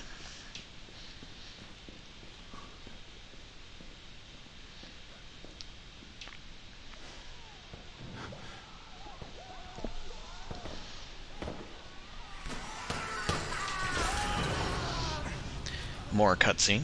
What the hell was that thing? And then the very faded and washed out colors of the Resident Evil 2 reimagining. Very fun. Couldn't have been a zombie. So as we plunge into this gray darkness, we're going to come across... Didn't stick around. Sure didn't. We're going to come across some more zombies, Here we go. whose legs we're going to have to take out. That is, if you don't miss them a bunch of times. If they just get stunned like that, you can't just run past them. But this guy's going to burst that open. We're just going to run right past him. There's nothing to the left there. There is something to the left here, though. Your very first flash grenade. And you will need them. So we'll duck through the door here so the zombies can't get to us. Grab assault rifle ammo. T, you copy? There's something real nasty in here. I don't know what it is. And while Carlos talks with Terrell, make note of this code here on the door. I do know all the locker codes for the RPD, and if you've played Resident Evil 2, the same codes work on all of the locks and stuff. But I'm just going to play this as if I don't know them. So we're going to make note of that. Locker room cap. Gonna unlock this here. Walk into a bunch of zombies, including this dude here. I'm going to switch to our assault rifle. And don't worry about being fancy or taking out legs or anything. Just shoot them dead. Open this crate for more handgun ammo.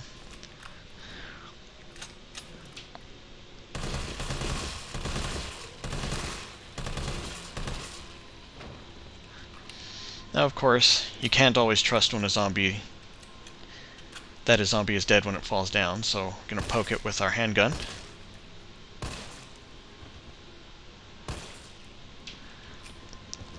Looks like they've all been adequately disposed of. Sorry, guy, I didn't mean to shoot you there.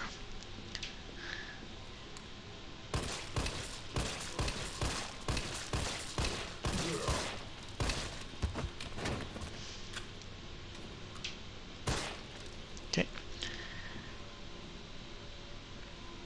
First thing we're going to do is head into this west office. So there's another STARS box, which has an upgrade for our assault rifle, which works like the dot sight for Jill's handgun. Helps us aim better. Some more assault rifle ammo in here. Dude has no legs, so don't worry about him too much. While he's doing his thing, you can pick up this file here. You can have Carlos say a line by having him look up at this. Yeah. Welcome, Leon.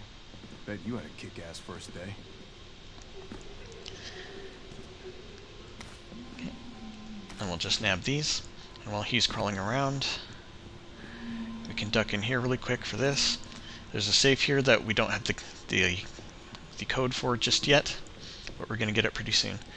Head back out into this hall. The safety deposit room we can't get into. Locked. Because it's locked, yeah.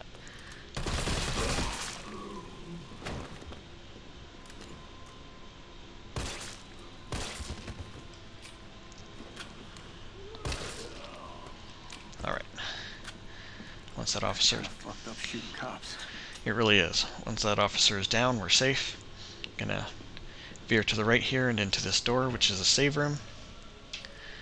File down here for you to read, which tells us the code to the safe, 9157.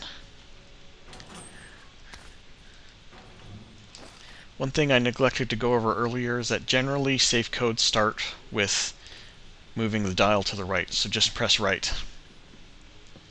Here's a nice Fatal Frame reference for you. If cameras killed those things, I'd be set.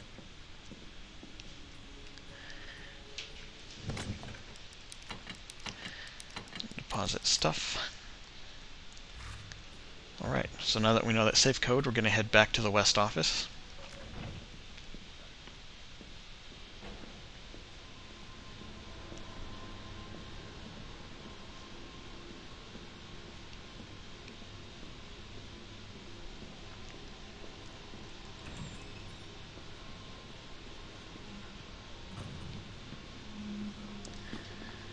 In general, it's a good idea to lure this guy out, but he's slow enough that we can just pop over here. Alright. So we move the dial to 9. Actually press left to go to 9. And then 15. And then 7. And it's Christmas! So dude will just do whatever he can to stay behind him, to get around him. Easy stuff. Then back to this main hall. We're done with that West office now. And this time we're heading straight ahead to the stairs.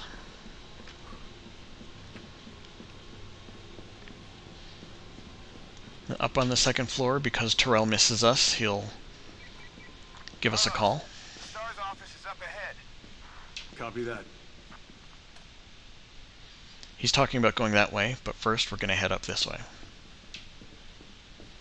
Now this zombie will come to life and torture you, so...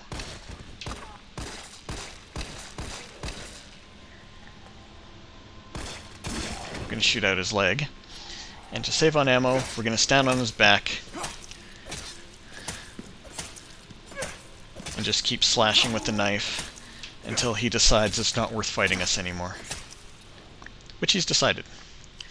I'm glad it was such a quick decision for him. This guy up at the top we don't need to worry about. We're going to grab this key.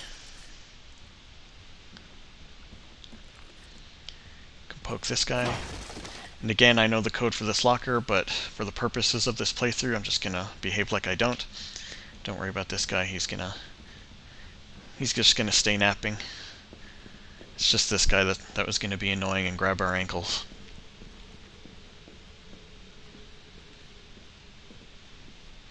Now, unlike RE2, there isn't anything over here, so just going to head straight into the locker room. There's a file here about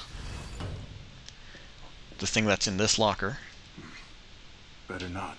Yeah. And over here is the lock whose solution we just saw on the whiteboard, which is Cap.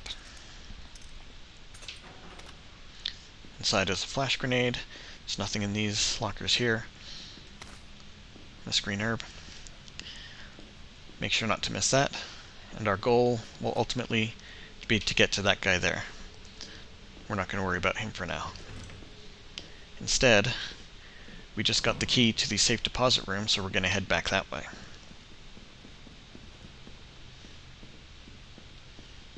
As you head back, though, walk, don't run.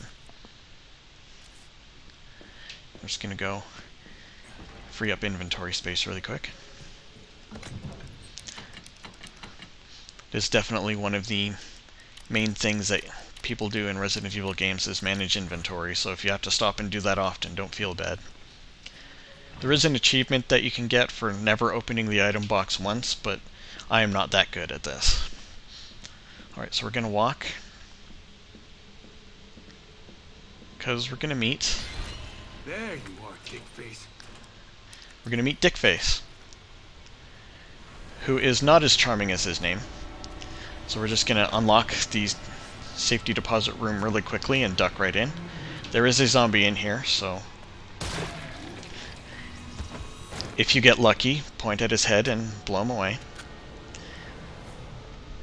And now we're going to see some items here in 109, 106, and 104. Which corresponds to this keypad right here, for those who haven't played Resident Evil 2 yet. So we'll enter 104, and it'll unlock the We'll unlock 104. Just punch in whatever, and it'll unlock it, and it will unlock the corresponding locker. I promise I can talk, folks. I promise. Alright. Our key item that we came here for is in 104, though. We can discard this key. Mine now. Heck yeah.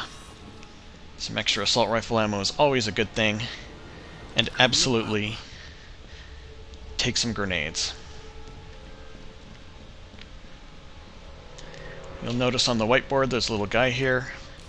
It's the combination to the locker way up on the 3rd floor.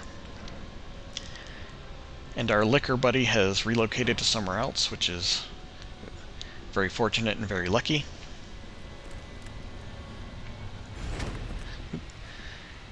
Don't worry about this guy. Just go on past. We're heading all the way up to the 3rd floor.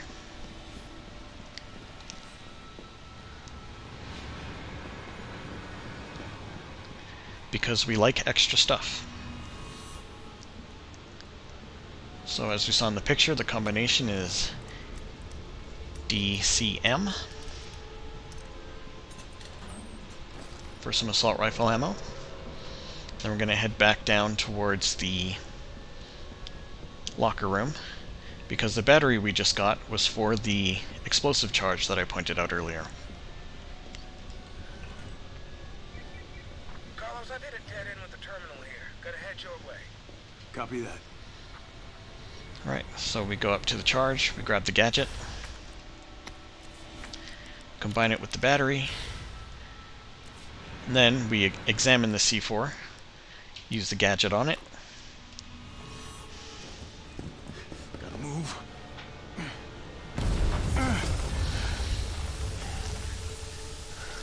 And there's a little shooter section going on. We can't go back because Steam is blocking off the way.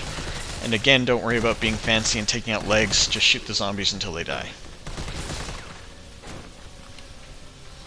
So as you can see, we can't go back. You will take a little bit of minor damage if you walk into that steam, so stay away from it.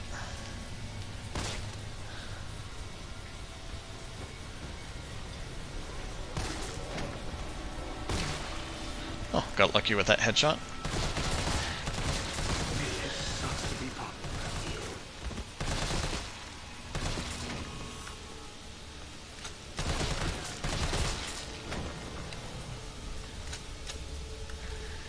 And as ever, we double tap when they are on the ground.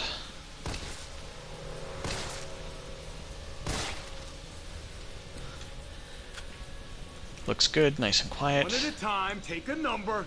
Press forward into 2 more police zombies.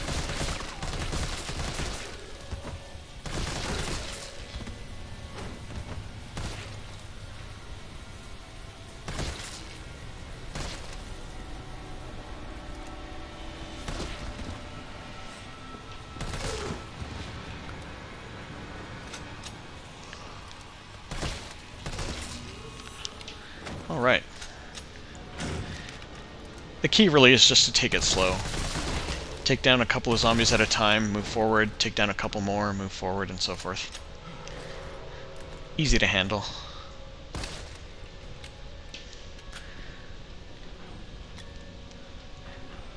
Some healing and some more ammo for those. If you need to heal, absolutely do that. We'll switch to the knife here and step out into this hallway. So we're going to get joined by our new friend. Take the grenade that you just got, toss it at him. He will unfortunately survive and come, I was going to say gunning for you, but slashing for you, I guess. So put him down the rest of the way, because otherwise he'll just sit in your way. And there's also a neat little item that we want to get here as well. Star's office. We're going to skip that just for now. And we're going to get our neat little item over here, which actually isn't that neat. I've just decided it is anyway. Some more assault rifle ammo. Then head back to the Star's office. And into another cutscene.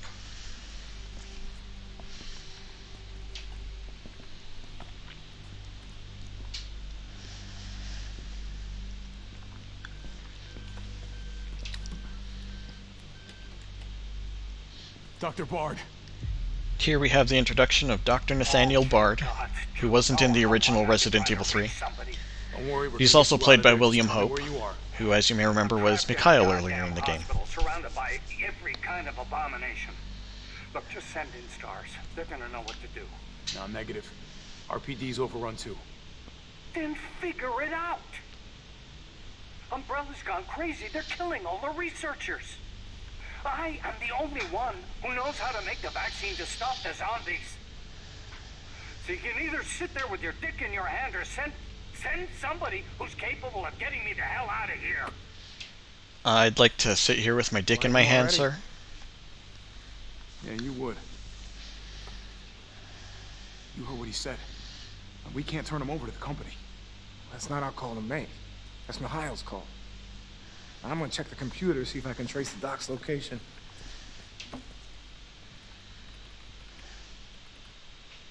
This'll take some time. Look around, see if you can find anything useful.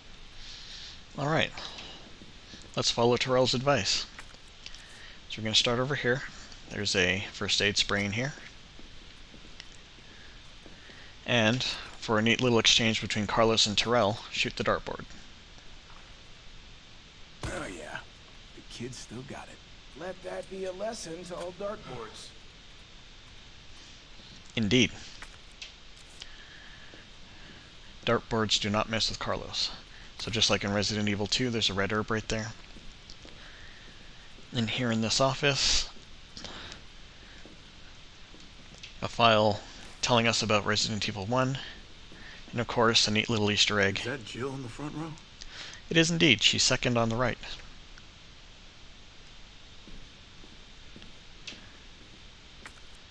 Okay. So Terrell's doing his thing. There's another flash grenade right here.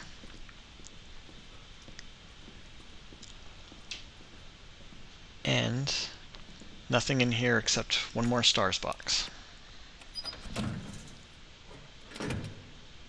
For more assault rifle ammo. A lot of people like to keep Brad's card because, you know, he's stars, but, you know, some things you just gotta let go, you know? But with that, the whole office has been rooted through, so next thing we do is leave. Yeah, what's up? Derailed. Was anyone hurt? Jill? Ah, shit. Wait, what? Jill! Jill, what happened? Jill, come in! T, I gotta go. Do what you gotta. I'll take care of Bard. Alright, now we're back as Jill for 15 minutes.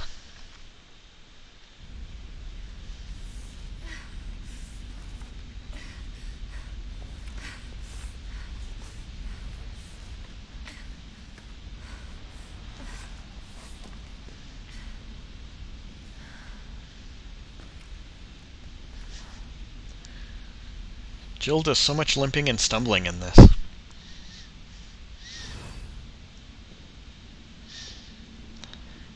I the only one who made it? But I mean, this is the linear path to end all linear paths. Just follow it to the end and steer Jill into the door.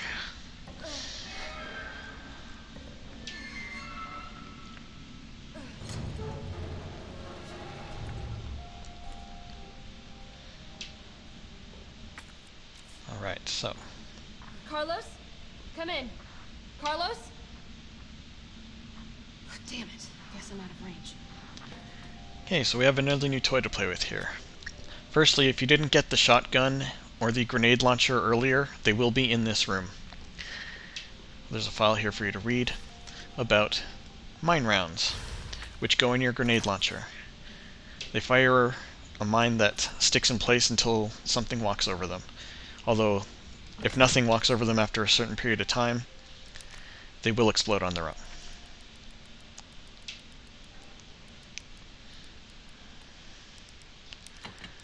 Alright. We're preparing for a bit of a serious encounter coming up, so take your grenade launcher and your shotgun.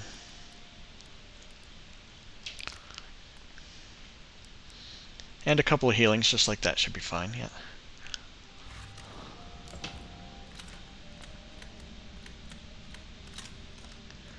Alright.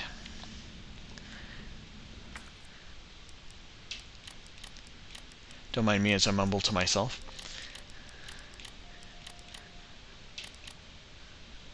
Alright, should be good. Just a couple of free spaces will be fine. For this part here, just run. Don't stop to shoot anything, because you'll just give the zombies time to get up and get to you. If you just run right through, you'll be by before they even get up. Up here, though,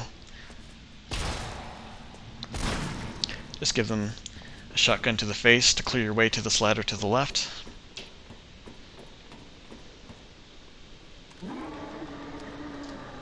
Walker's still alive. I can't stay here. Alright, there's some handgun bullets here if you need. I'm going to pass them up for now because I need inventory space. There's a file here about the clock tower, and yes, I'm one of many people disappointed by its lack of inclusion in this game. Green herb over here by this fountain. And a crate over here with a red herb in it.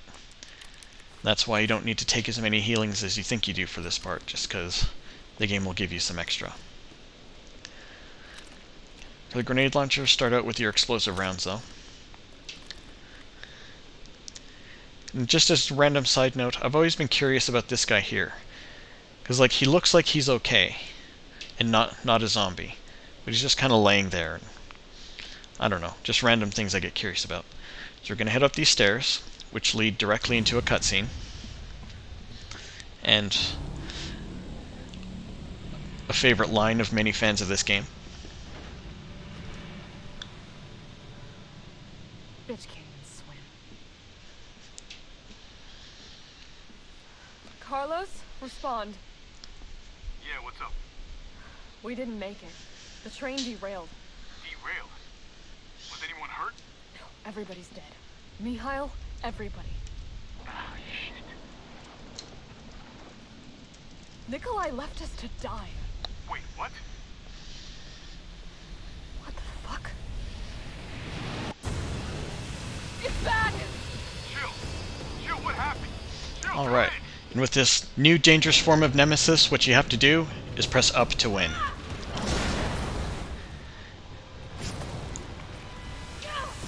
Really tough, lots of tension. Just hold that up.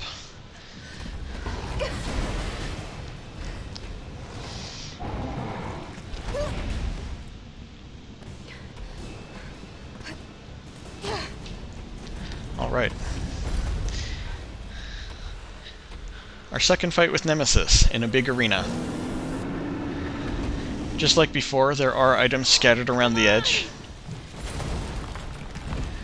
But he's really aggressive at the moment, and if you take a moment to try and grab those items, he's going to charge at you and hit you with something. Something like that.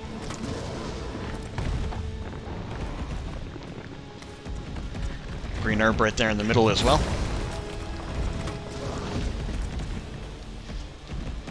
But that green van next to Nemesis showcases something that's really useful for you to do, which is to lure him to the edges of the arena and get him to swing at the cars, because he'll jostle the doors open and there are items inside.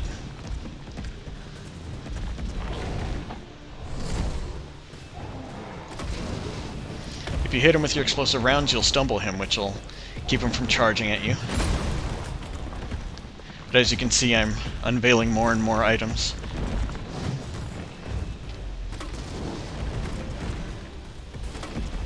I just don't have the time to grab them right now.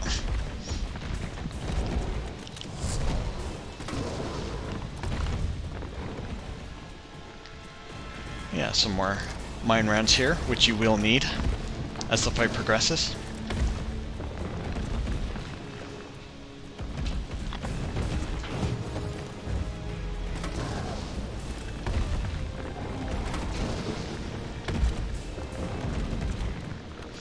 And one neat little thing that I haven't pointed out earlier is that when you dodge, if you hit your aim button right after, you can do a slow motion retaliatory shot.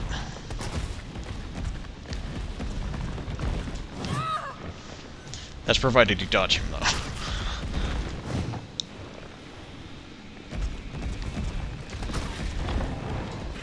So just do what I do, but better. Keep your distance and shotgun him.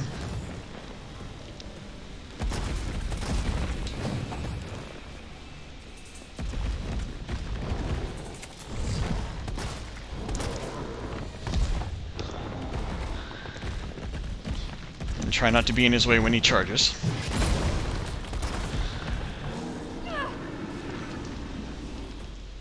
And once he roars, he should go into phase 2 of his battle formation, which is he'll start running around on the walls. So what I like to do is plant a mine round right there. The game isn't terribly clear about this. I've seen so many people not get what you're supposed to do here. And I'm one of those people. When he lands, his parasite will be unveiled, and then you can just stand on above him and pump it full of shotgun shells. Just gonna nab a couple of these items.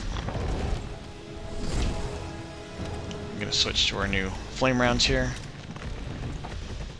Or back to our mine rounds because he's going to run up on the walls again. So again, another mine right there. Gotta find a way to stop it. And then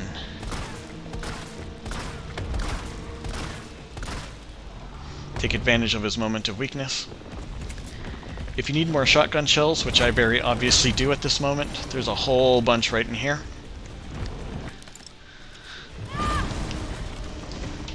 But beware, because Nemesis does not like to give you a break. I'm going to choose the shotgun shells over the handgun bullets, though. I can get a mine in front of it. Now you can put a mine on any one of these walls. I think I'm a little bit too late to catch Nemesis on this run, so I'm just going to let him run up to the top of the clock tower. You're about to take a nasty fall.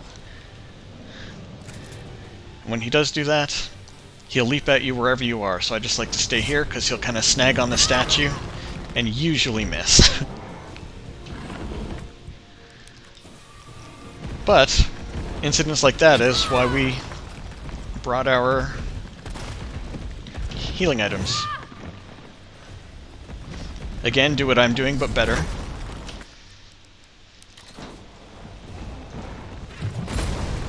Gonna switch to my flame rounds. Flame rounds do the same kind of thing as explosive rounds, where they'll stumble Nemesis, but they'll also set him on fire.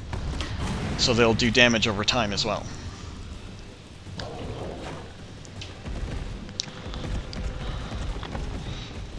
And again, he's doing his Spider-Man impression, so we're gonna put a mine in his way.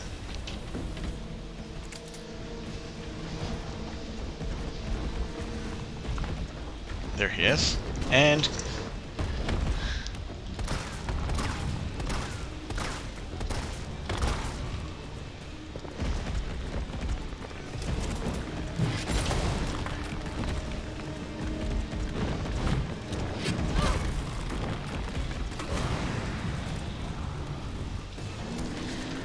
so there you go. Right? Let's do this. He's definitely pretty tough in this form, just because it's difficult to keep distance from him, especially when he leaps at you and swings and all that stuff.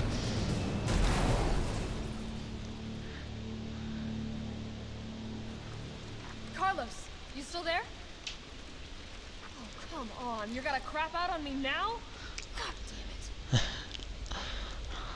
But after Jill has a happy call with Carlos, just gonna empty out the rest of this arena, because we always need more items and ammunition.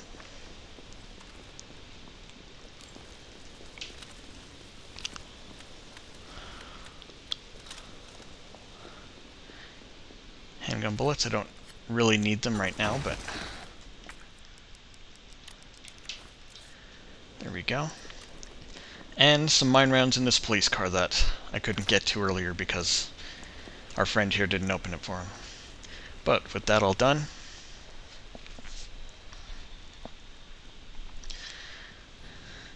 steps very carefully. As I recall, Nicole Tompkins said she stepped over a box there. And Nemesis has Jill on the ground. He reaches back and grabs her leg.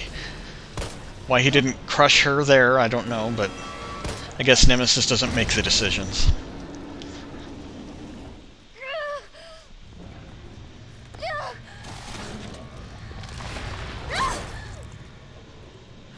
And then instead of grabbing her with his new tentacle, he just sticks her with a needle and calls it a day.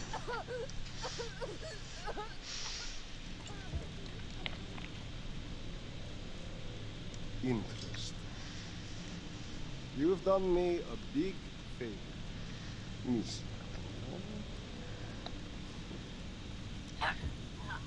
Feel like the sound mixing should have been a little louder on his line there. But now we're back as Carlos. And we as the player get to miss half a day of stuff happening. Jill! Which probably wasn't interesting, but... Hey, answer me. God damn it. I don't know, a sequence of Carlos searching for Jill through the clock tower probably would have been nice. I don't know, just saying. Jill's been infected. I'm taking her to the hospital. Maybe Dr. Bard can save her. All right, I'll meet you there.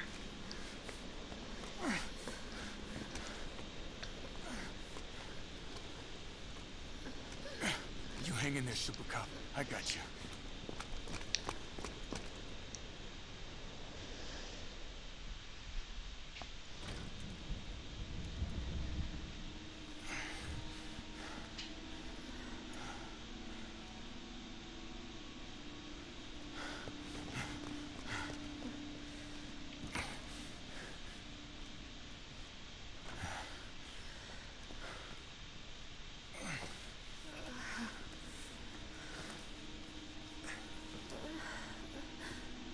Fight it, Jill.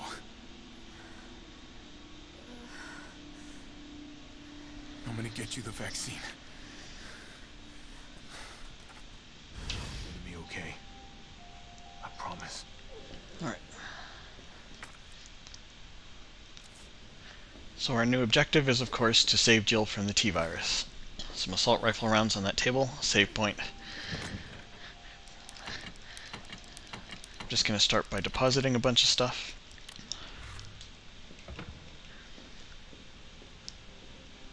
And then, because Tyrell is so lonely without us... Tyrell, where's Bard now? Gotta be the lab in the back. Okay, fine. Frosty, I'm on my way. Copy. I'll go on ahead. Sometimes we gotta give him a call, you know? He gets lonely without Carlos. Alright, so after grabbing the stuff on the desk, that door there is locked, so don't worry about it. We're heading through these doors here.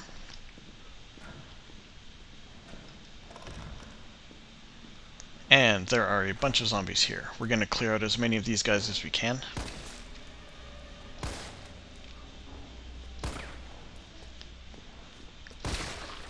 Ooh, got lucky with a headshot there.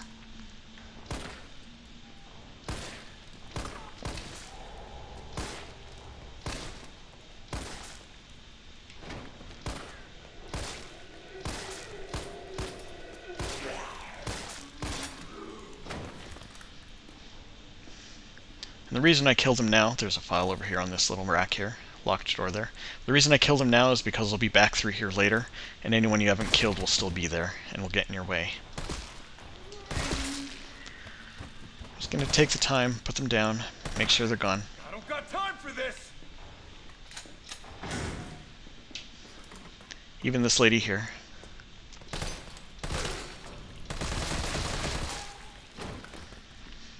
Red herb here on the counter for you if you need it. Even if you don't, it always pays to grab extra stuff like that. And this dude here as well. Because no one in Raccoon City is just sitting there resting.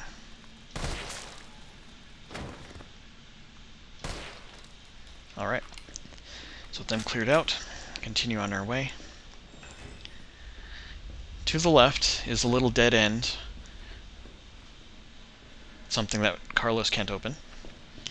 And then to the right is further into the hospital. Don't worry about that little case, we'll get to that later.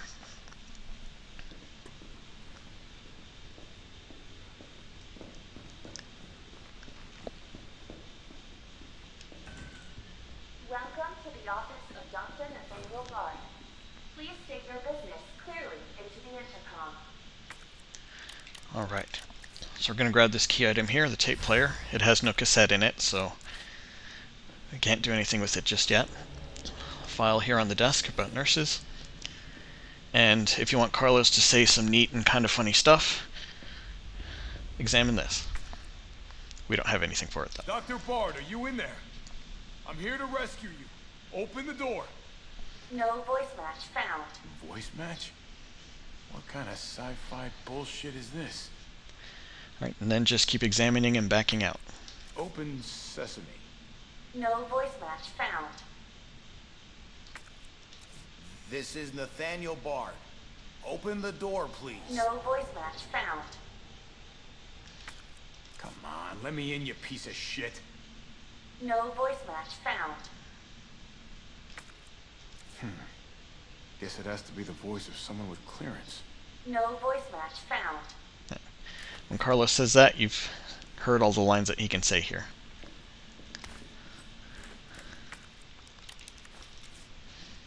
We just follow this fairly linear path into this room here.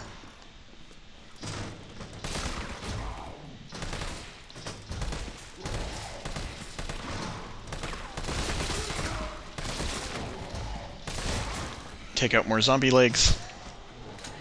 Some more ammo on this table here. There's some handgun ammo, or a green herb, I guess, in this.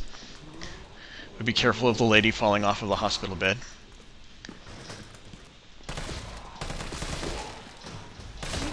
Take out her legs as well.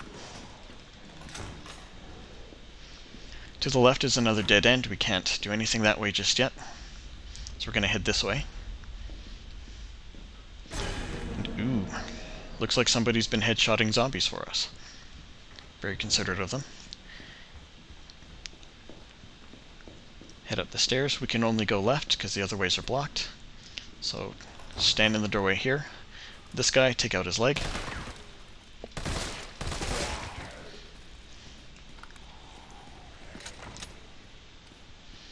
And then through this door here.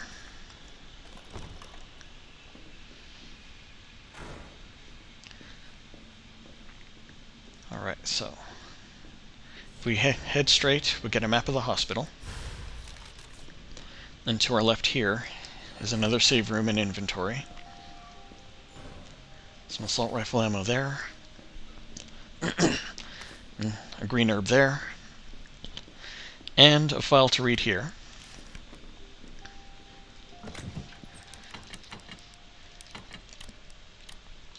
As ever, deposit what you don't need. We're going to head back out into the hall. And into this room here, which is going to give us our objective for this next leg of our journey. Very neat and tidy room. A little file just over here. Don't worry about these guys. They won't get up. Another locked locker for us.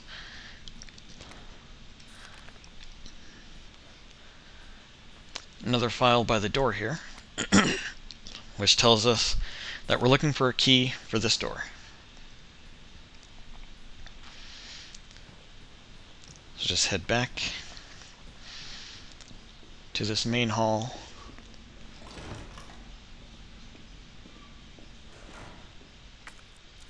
Okay. And if you want Carlos to say an extra little line, try to head to the left here. Okay. Not this way. But we're going to head into this door next.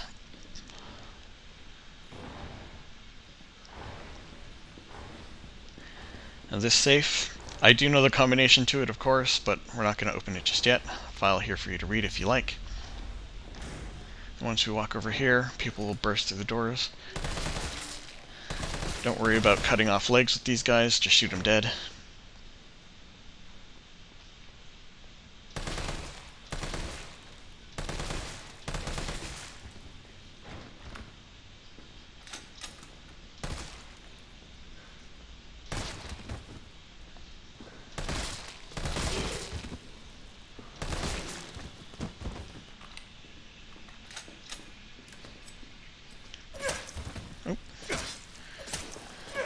This lady's really hanging in there. Gotta give her respect. Also gotta kill her.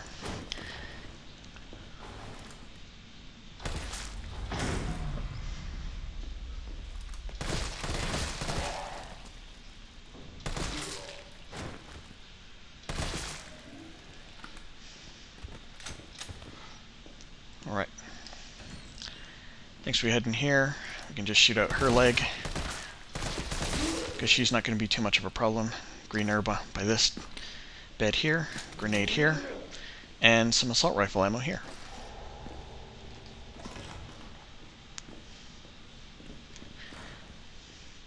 Just doing a little pre-clearing out of that place.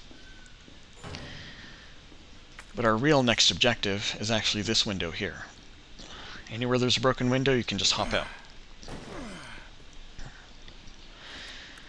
And directly to our right is a very easily missable upgrade for your assault rifle,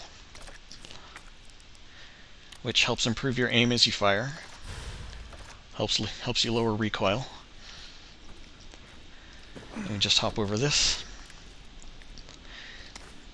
If you leave any of these green herbs or anything laying around, Jill won't be able to pick them up, so you might as well pick them up as Carlos.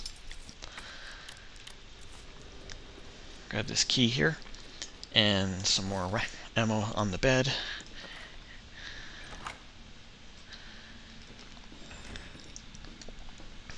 And this is that dead end from before.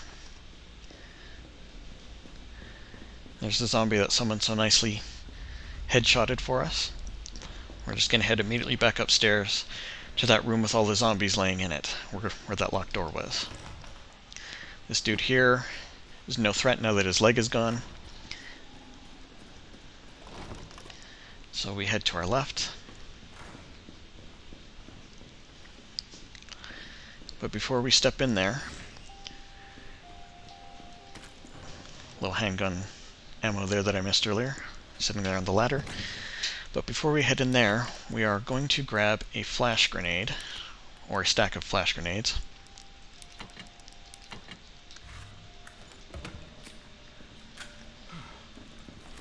Which we will need in just a few moments. So, back into the room.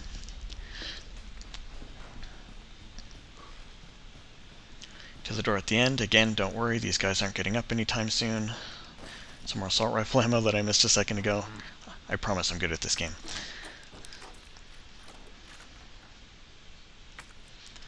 Once you use that key once, you can discard it. Then heading inside are some lockers. There's nothing in that corner, so don't worry about that. Nothing in those lockers, but there is another flash grenade in there.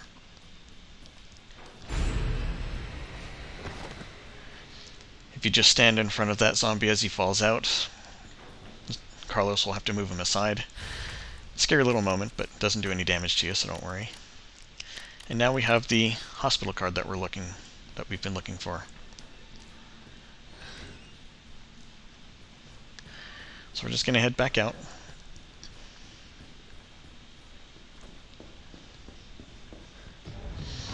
And meet a new friend.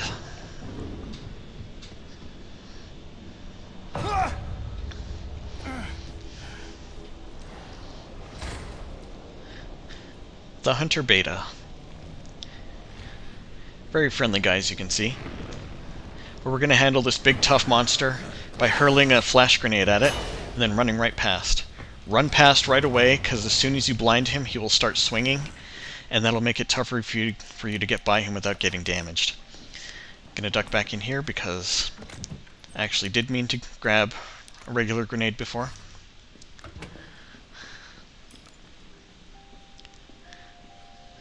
So we're going to come out here and we're just going to walk.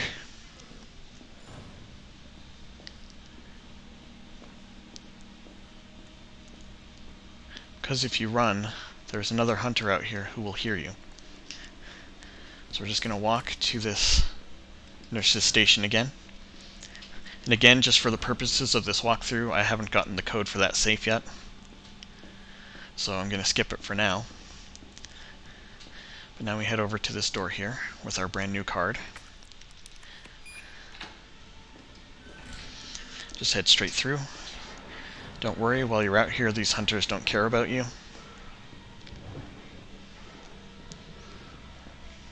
But we are going to be dealing with them in a second.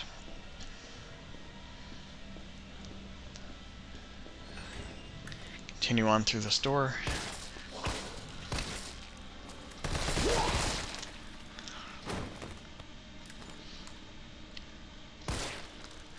Let's make sure to give the 2 zombies in here a good killing. You'll be back through here later and you don't need the annoyance.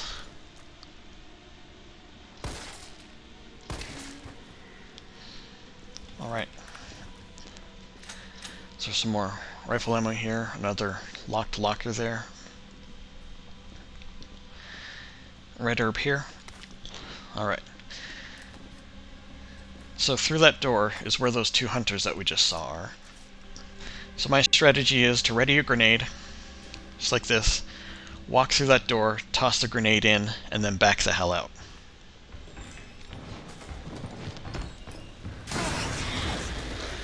Walking through the door alerts those 2 hunters, so they'll come right towards you, but they'll also walk right into your grenade, and they should miss you and hit the door instead.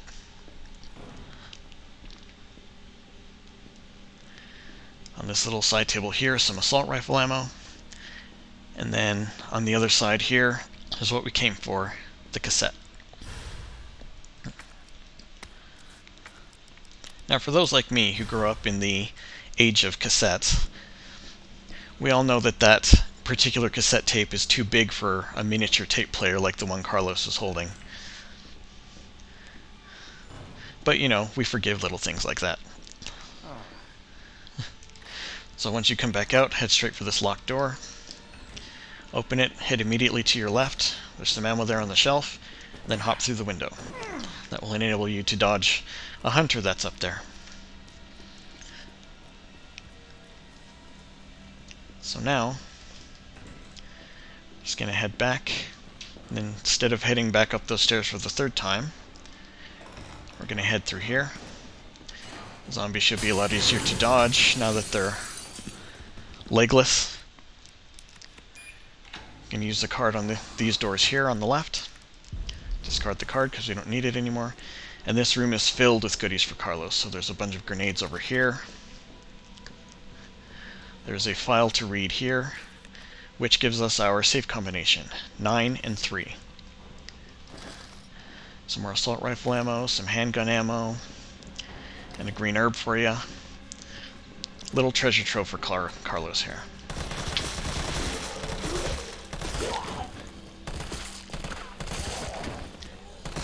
Shoot out legs to make your life a little easier.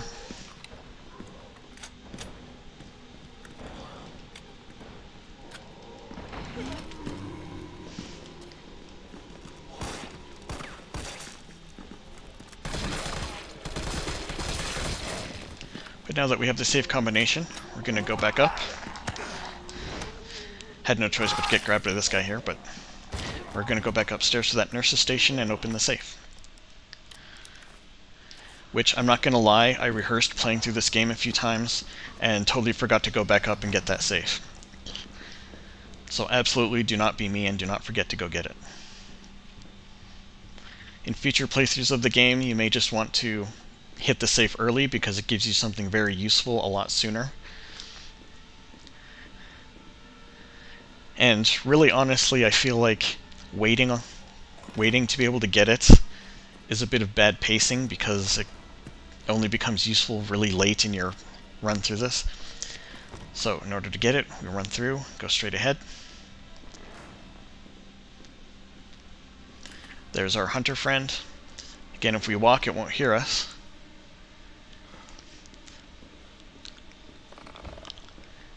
There we go.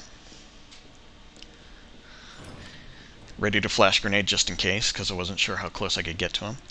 But we go to the safe, press left to get to 9, and right to get to 3.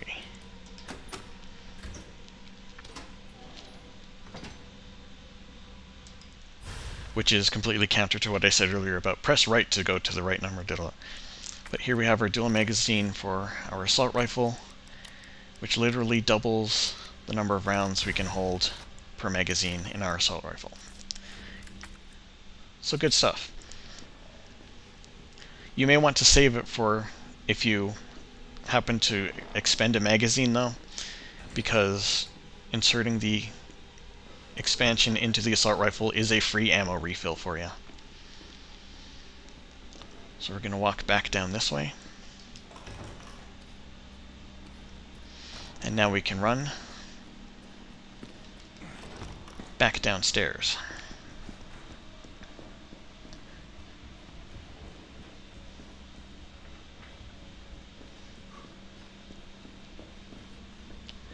And then back into the many legless zombies room. Another locker there. Another Pokeball there for Carlos that shouldn't be left behind.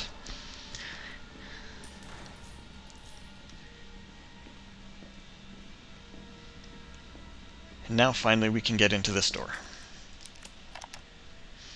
All I wanted to know was what the documents were doing in your office in the first place.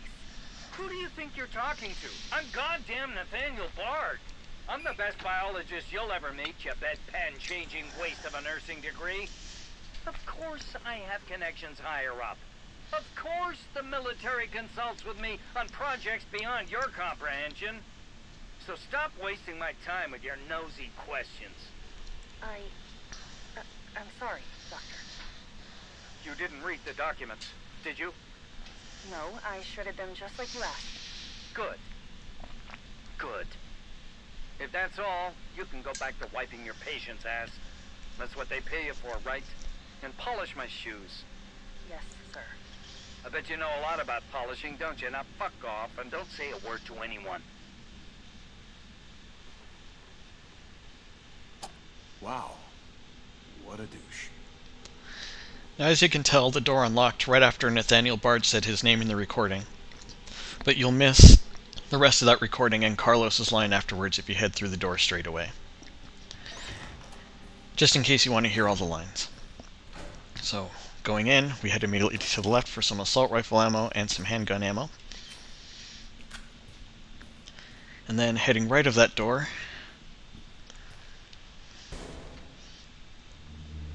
Bard. Shame, he was such a charmer. Bard's dead. He's been shot. Shit. And the vaccine? I'm looking. Well, look harder. There's gotta be a computer, right? But wait, is that an open window? I wonder what could have happened here. There's a document sitting behind Bard.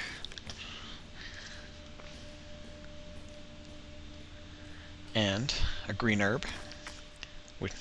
Healing items are always good. Oh yes, and you can toss the tape recorder. Some assault rifle ammo over here. And another cutscene here. After reading the email. This is VRC Chief Nathaniel Bard, September 29, 11 p.m. I am acutely aware that my time's running out. And I hope and pray, by making this recording and bringing the truth to light, that I can restore some small shred of honor to my name. All of Raccoon City's suffering began with the release of a biological weapon known as the T-virus. My employer, the Umbrella Corporation, engineered this virus, and they ordered my team to develop a vaccine, which we did. Now, I keep samples of this vaccine here in my office. The rest of it is stored underground. But those sons of bitches in the board, they want to destroy it. They don't want the world to know what they've done. So they're trying to erase all evidence that the virus ever existed. No, I'm not a fool. I know they don't want me to...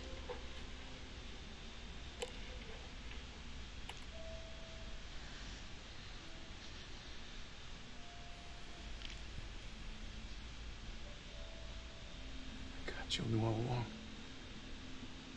And she trusted me anyway. Fuck!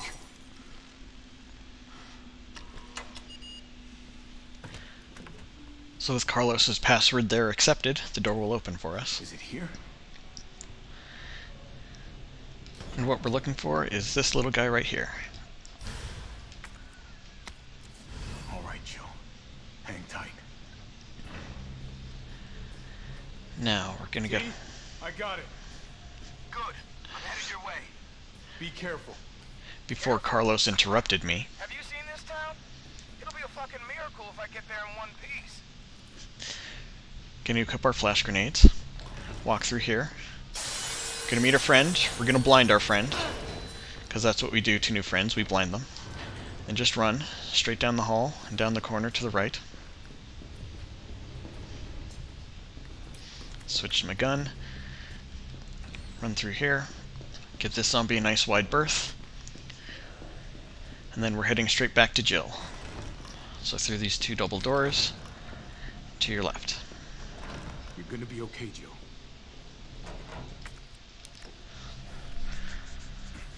And then injecting Jill puts us in another cutscene.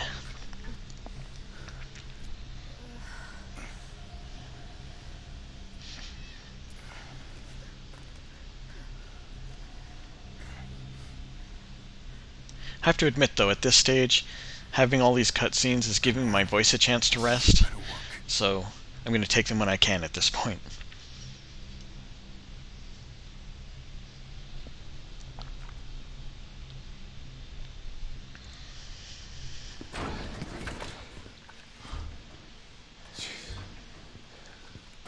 Tyrell, what the hell happened? Attention all citizens. The contagion spreading throughout the city has been designated uncontainable. On October 1st, Raccoon City will be completely destroyed in a missile strike. All residents capable of rational thought are urged to evacuate immediately. This is not a test. Attention all citizens. I mean, that's only a day away. There's still people in the city.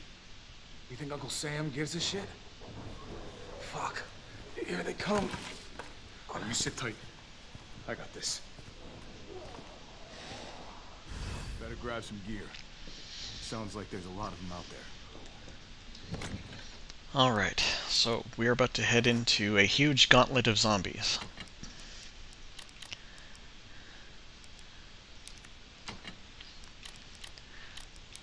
So load up everything you think you need. Ammo, grenades.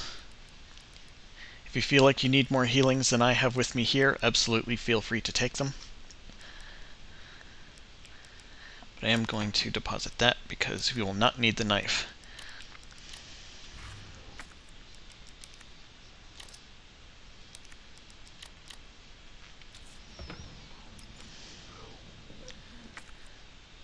Alright.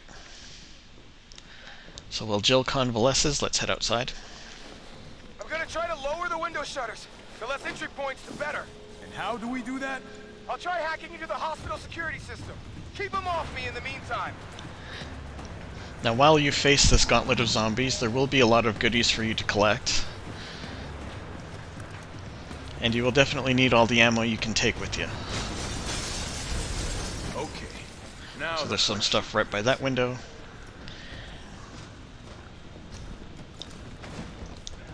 Take the time to shoot down a few of these zombies. Because there are so many, the game balances it out by making them very, very weak. And of course, be wary of when the window's open, so here are the rest of the goodies that you want. I like to hole up in this little corner here, because you can watch your own back and see everyone coming at you from the front. You can't quite see stuff coming in from this window to your right, so make sure to take a look in that direction every once in a while. And of course you have these generators, which will help you immobilize any zombies that get close to that door. Because for some reason, they really want in that room.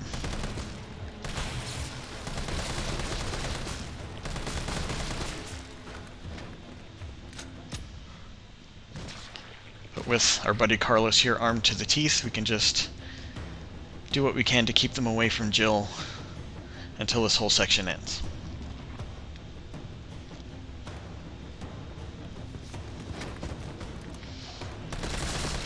Of course, a good strategy is to take out closer zombies first, and then zombies that are getting close to the door.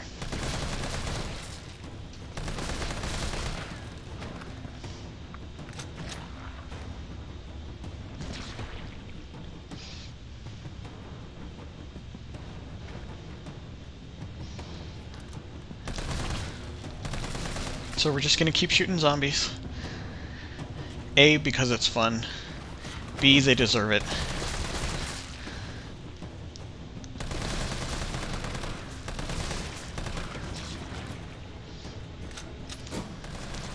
And C, we're waiting for these lights to go out. As soon as the lights do go out, equip your flash grenade.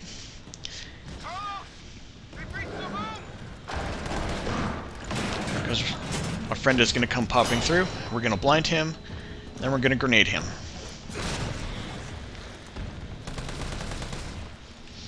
Then we're going to duck into the room that he opened, grab the other hip pouch, which should have been made available a lot sooner. But hey, Christmas is Christmas. Grab a whole bunch of stuff. We're going to flip this switch in the corner. Kill this guy, who has decided to become a parasite zombie for us, because he's just so considerate.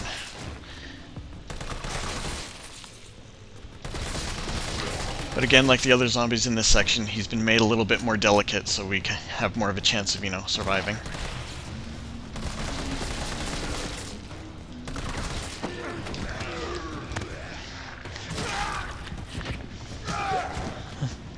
And don't be me and get tackled by zombies in the corner.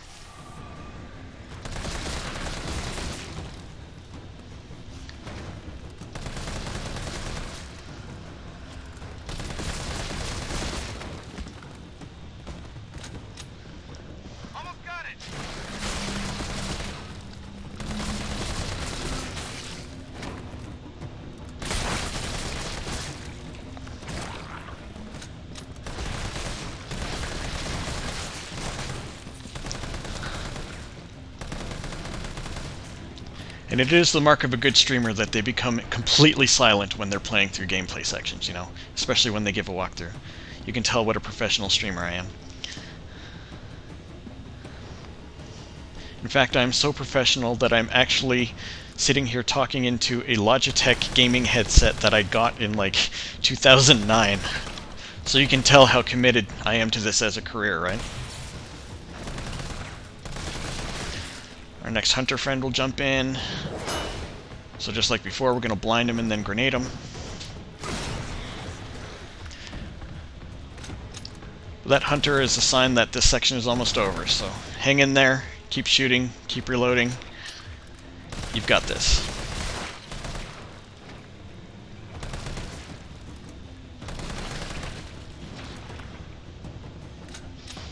And as you can see, you get more than enough bullets to be able to handle them. You may have noticed a little interaction point at one of the pillars, and so we're going to go to that now because all the zombies are getting in. Gonna ignore Terrell for a sec. Exploding way it is. Maybe I can. Place the detonator. Now we just need to hold out for 30 seconds, which our flash grenades are going to help us with, because flash grenades work for quite a while. Just because I want to. Toss a grenade over there. And that's the thing about tossing grenades here. They will hit the little overhang instead of going out into the actual lobby, so be careful about that. When they start walking towards you again, just blind them. Yeah, guys, how about that local sports team? They doing good this year?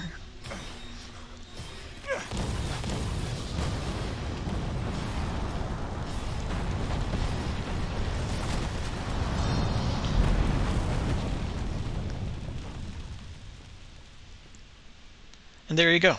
That's how you get through that. Only hopefully you do it better than I did. Not even close. But at least it's over. I'm coming back. You don't actually have to walk Carlos anywhere in this. He'll go back to the doors on his own. That seems the real deal. Good.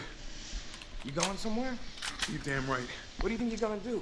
Whole city's about to be microwaved. Come on, man. Call the government. Tell them we found a cure. You stall for time. Ballsy motherfucker.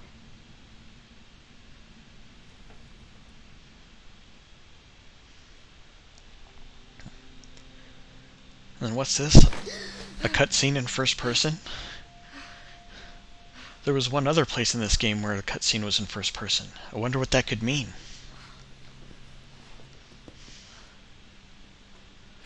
Jill. Thank God you're okay. I've got good news. It's over now. The city's safe.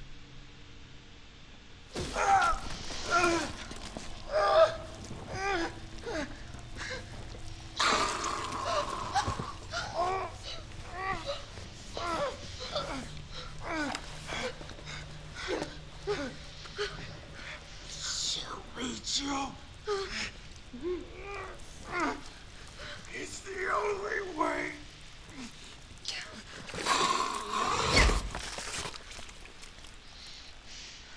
And Jill snaps awake with all the fright of a sleeping baby, I guess. Where am I?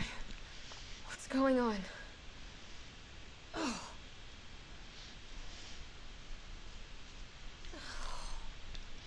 Attention all citizens. The missile strike on Raccoon City will occur in just hours. The payload is designed to eradicate all biological material. You will not survive if you remain in the city. October 1st? Evacuate now. Repeat. No. Evacuate It now. can't be. This is not a test.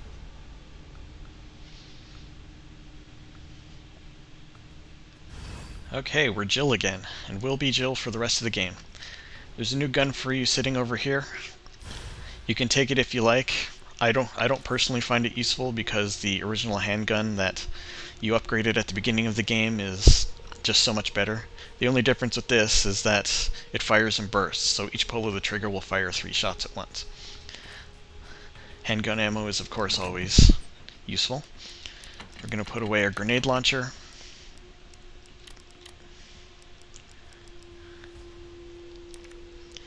We definitely are going to take some grenades though. I'm going to put away all these healings that we don't really need. I'll keep one though.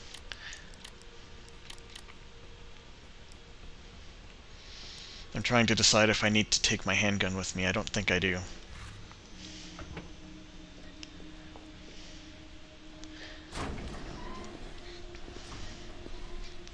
Morning, sunshine. You saved my life. I sure as shit didn't. That was all Carlos. He carried you here and he treated you himself. Crazy bastard. Where is he? He went underground. Bard stockpiled the vaccine, enough to give the city some hope. He thinks he can do this by himself. I'm going after him. Wait, did you see the broadcast? They're gonna blow the city sky high. I'm trying to get a hold of someone, anyone with the clearance to stop it. Leave this mess to him. He's a professional. So am I. Right. Guess I'm not talking you out of this. The storage facility is underground, beneath this hospital. I've lost contact with Carlos, so expect trouble. Alright, so this next section, there's a crate right here that we can poke. And then through the doors, there's nothing in that little room over there, so don't worry about it. But through these doors, more handgun ammo.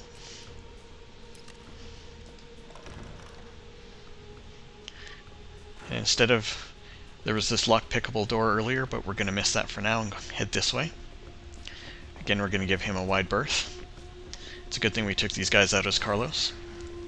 We're going to head left now, and where Carlos couldn't open this thing, Jill of course can.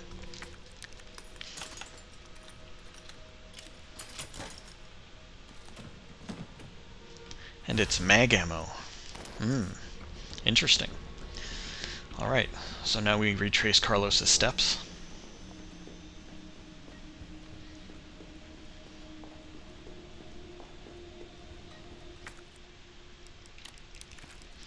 Just gonna make a little extra space in my inventory. Thankfully, the hunter that Carlos met here is gone.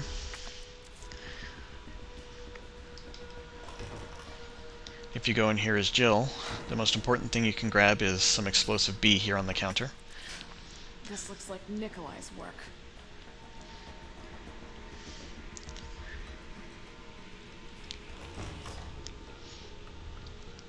And if you feel like grabbing a little extra handgun ammo and a couple of extra herbs, head in that door there. If not, just feel free to explode the hunter.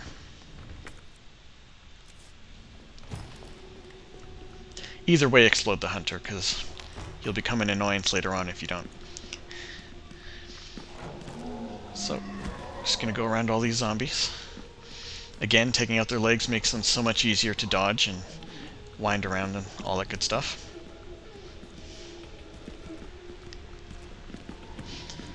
And I don't know why I said there was goodies in here for Jill to get, because apparently there aren't. Which is fair. But I didn't waste any ammo to get in here, so it all worked out. Again, back to retracing Carlos's steps. Like Carlos did, we're going to head to the right past Mr. Headshotted Zombie on the stairs.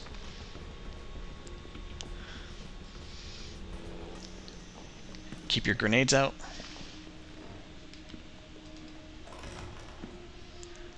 There's our legless rooftop guy.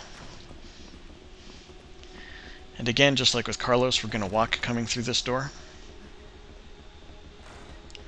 Our hunter friend has moved from just to the right of this door to the end of the hallway over here. And he won't move unless you get too close. That's what we're going to do. So we're going to give him a little present. There we go. Alright, so we're going to head back towards these double doors that we just came through, now that we can just run without having to worry about being attacked and spotted and all that horrible stuff. Again, here's our save room where we're just going to drop off anything we don't need.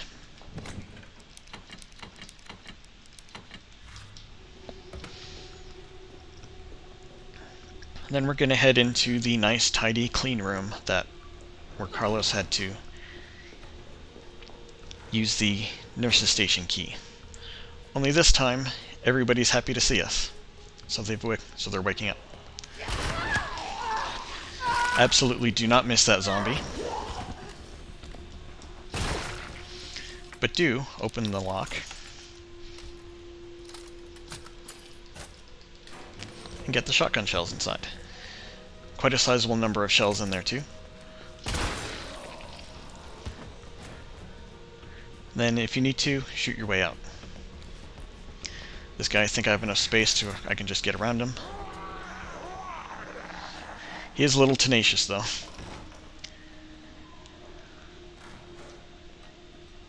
Alright, so with that done, just gonna head back into the... Gonna head, as the sign says, to that nurse's station.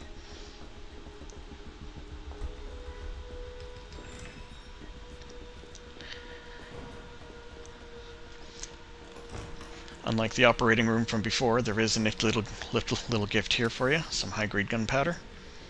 You can very easily get around that zombie, though you don't really need to.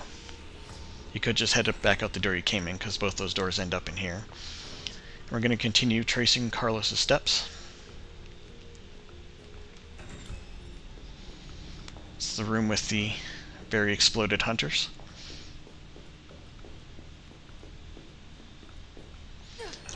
And thankfully, Carlos cleared out all these monsters already, so it gives Jill an easier time.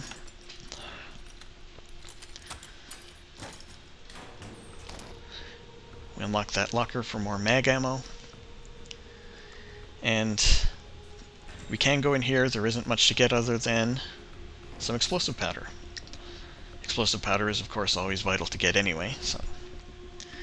And when we walk back out here, I think another hunter spawns, so we want to duck out this window here, because we're all done upstairs.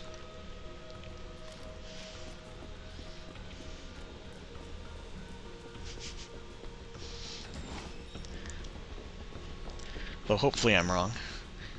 Oop. I'm going to head back upstairs anyway, because there's just one more thing to get.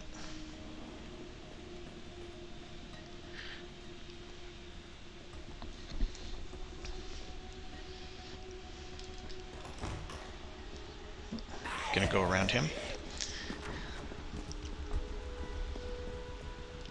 And I'm honestly just blanking as to whether or not there's another hunter up here. I don't think there is. So really, when you come out that door, you could probably just come to this pile of debris here that Carlos... I think I can squeeze by. That Carlos couldn't get through, but Jill can.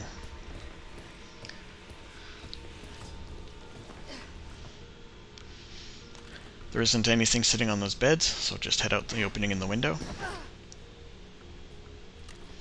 And we get the case that we talked about earlier. It has a new toy. Guaranteed to give you a headache. Hell yeah, we always love a Magnum in a Resident Evil game. Hop over that, head immediately to your right.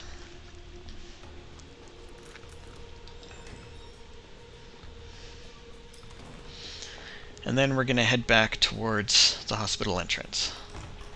So through here, then to your right again. Or, well, before we go to the right, we're going to hit this locker over here.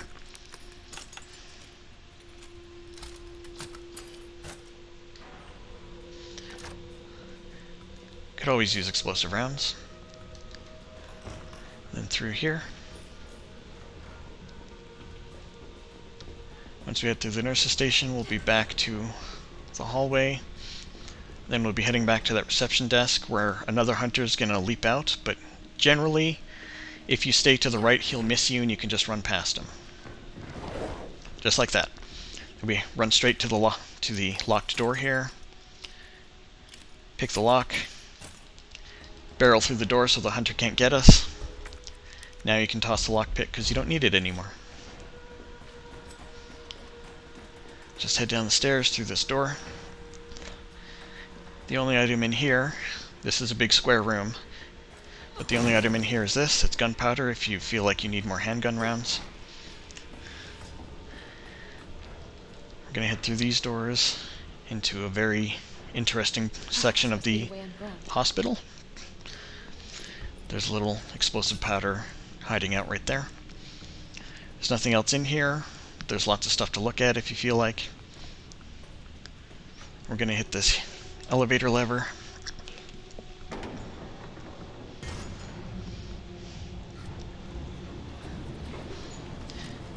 The very first time I used this elevator, I thought that it was going to be another fight like in Resident Evil 2. Unfortunately, it isn't. But, so we... How is it no one in the hospital ever noticed all this? That door was locked, Jill. Seriously. But way on this forklift is a green herb. Flick this lever here. We'll bring this elevator down.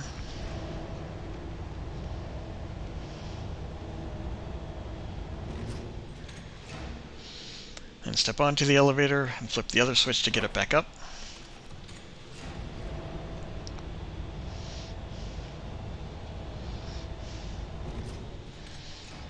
Alright, and through these double doors to the next section of the game.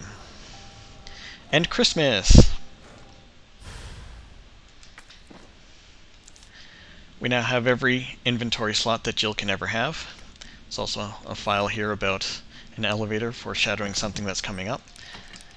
I'm going to store a whole lot of stuff, including our shotgun, grenades, shells. We're going to keep a healing and our knife on us, though. We're going to take our handgun, and we're going to take handgun ammo.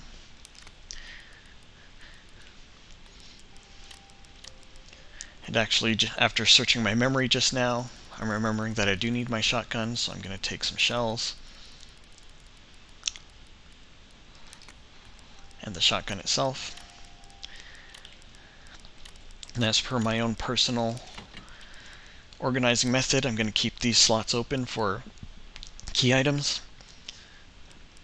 Actually, I might as well just put the healing away as well. Okay, so with that, we head on to this next section. As we walk forward, the game's going to take control of the camera for a moment. It's Nikolai. We're going to go get to him. Absolutely grab this explosive. Hop off the shelves instead of taking the stairs. Then run for this elevator. And then all the lights will go out. I must admit, I respect your tenacity. But I'm afraid our games end here. You think this is over? Apparently, every light and elevator in this place goes through that one little fuse box. I don't know. But anyway, as we run towards this elevator over here to go flip the switch, we're going to meet another new friend. I'm just going to flip that really quick. This friend is called the Palehead. He's a zombie who can take a lot of damage, but he will also heal damage if you shoot him. If you shoot him, you'll see a sort of smoke effect come up from him, and that means that he's still alive and he's healing. So we're just going to run past him because we have all sorts of space, and as soon as those little gates close, he can't get onto the elevator anyway. So our goal right now is to collect 3 of these fuses.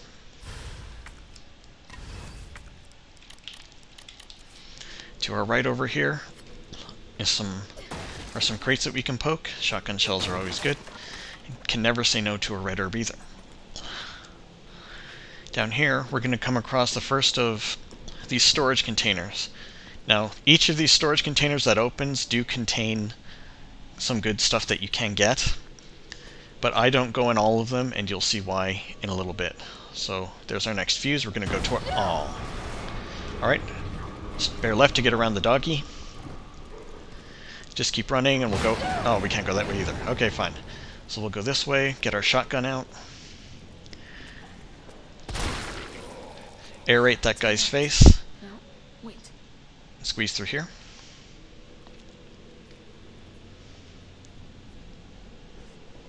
And right on the other side is another red herb. Sweet.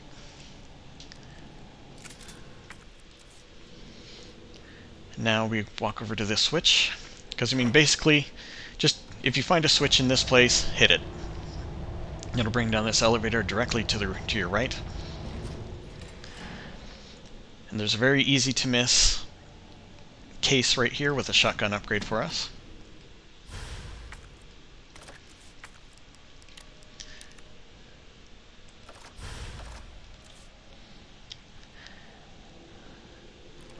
So there we go. Now we hit this switch on the elevator to go back up.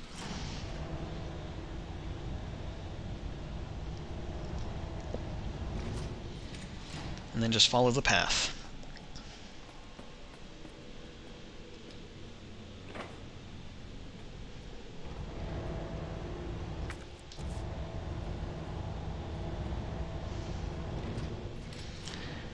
Alright, and of course absolutely grab the high-grade gunpowder over here.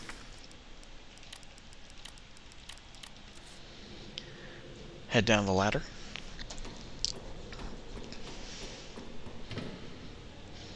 And when we get far enough over here, this container over here is going to open, but our fuse is over in the corner there. So there is stuff in there to get, but again, I don't get it. I just nab the fuse. And turn and run. That container dead ahead is going to open. It's going to give us more chicken wings. But again, I don't go in there. I just head straight for the ladder, because as soon as you're on it, chicken wings can't bite you. There you go.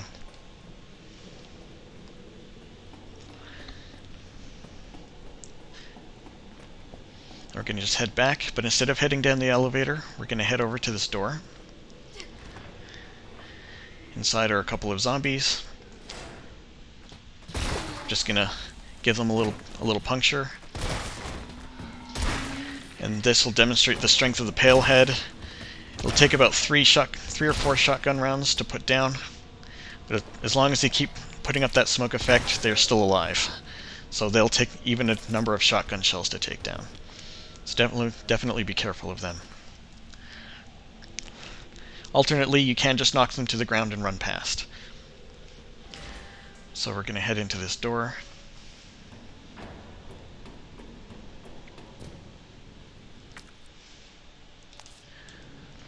There's one little minor trinket I forgot, so I'm just going to go and grab it now.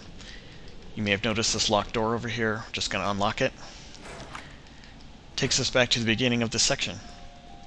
So what I'm going to do is, well, put those away, but I'll also grab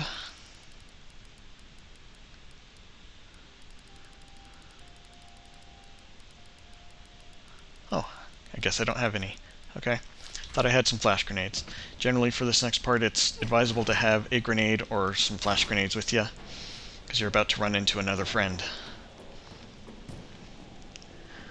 But for now we'll just run. Grab this fuse. Our hunter friend will jump right past you. Here goes. He will give us a couple of hacks. And don't worry about that item there. Once you've brought the hunter down, it's just gunpowder anyway, so you don't have to worry about it. But back in through this door to the beginning of the section. Just because I've taken a bit of damage, and because I always take a bit of damage on this next part, I'm going to grab a healing really quick. As you can see, we have made a complete loop. Leap off the shelf again. Don't worry about your pale head friend. He's way over there. These zombies will get up. Just try to dodge them as best you can. Oh, I actually dodged it that time. Okay. First time for everything. Put the fuses in, get on board the elevator. Once you're on board the elevator, the zombies don't care about you anymore.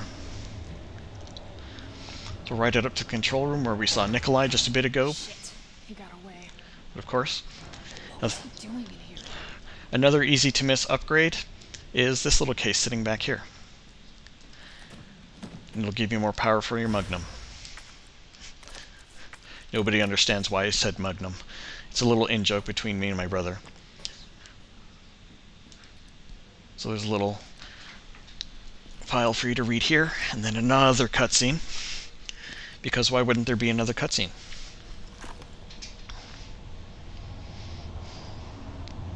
Joe. Incidentally, if you're going for a better rank in this game, skip the cutscenes. They do count towards your time. To negotiate. They'll call off the strike if, and this is one big-ass if, we can deliver the vaccine to them before they launch. How long do we have? Hours, maybe. Then let's not waste one more second. This way. Instead of not wasting one more second, we're going to waste a bunch of seconds going over to our item box and combining the Magnum with its new upgrade. And then now we're going to stop wasting seconds. We'll find the vaccine up ahead.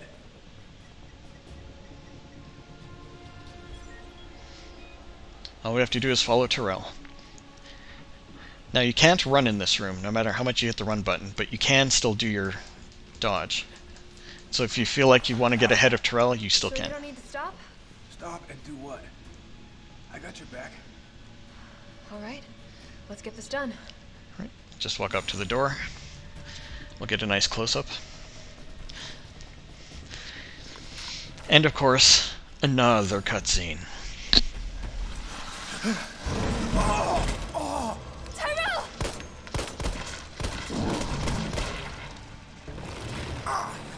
Now! Keep going. We're almost there. No! Go! Go!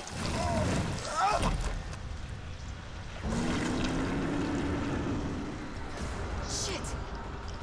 This isn't even a press up to win section, you just watch the cutscene. And if you've ever played a video game before, you know your player character isn't going to die on you. So after another part completely lacking in tension, we walk into Resident Evil 2.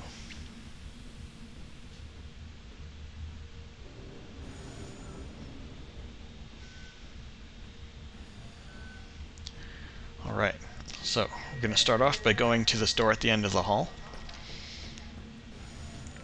To our immediate left is some high-grade gunpowder. To our immediate right is a green herb. And then on the right-hand side on this table is a map in a file that this place is just another Resident Evil 2 lab, basically. Yeah, gonna stick with shotgun and handgun for now. Head back out and head left up these stairs.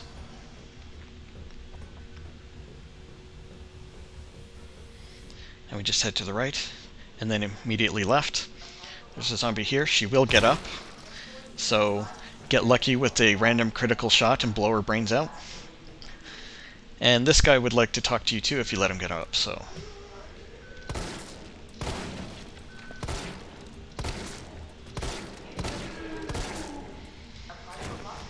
He may be a little bit more stubborn, but...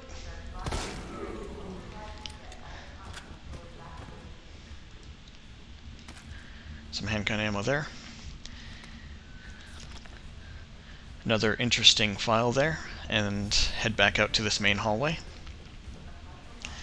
We just want to head farther down to our left. No need to worry about him at the end, he won't get up, and we don't need to go that way. So, heading into this room, you can head to the left. High-grade gunpowder. And if you need more handgun ammo, there's more here. I'm just going to grab it for the sake of. I don't really need it. Then just head back to the center. We'll just examine this machine really quick. To begin vaccine synthesis, place the materials in the chamber. Of course, we don't have anything for that, so... Synthesis? I have to make it myself?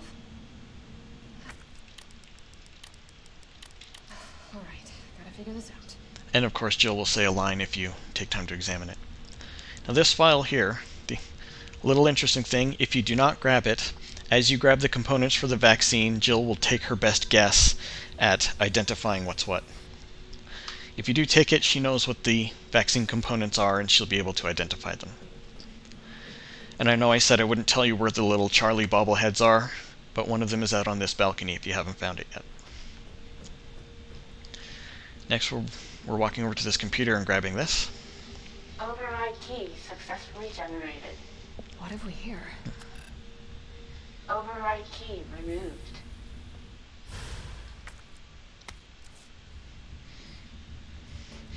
Now we're just going to head back out to the hall, to the right, and back downstairs. We're going to be needing our shotgun shells going forward, but also we're going to stop by here and grab our grenade launcher as well, because we're going to be running into a bunch of tough enemies really quickly here. So just... Actually, yeah, probably should keep my handgun on me as well. Gonna take our grenade launcher and explosive rounds.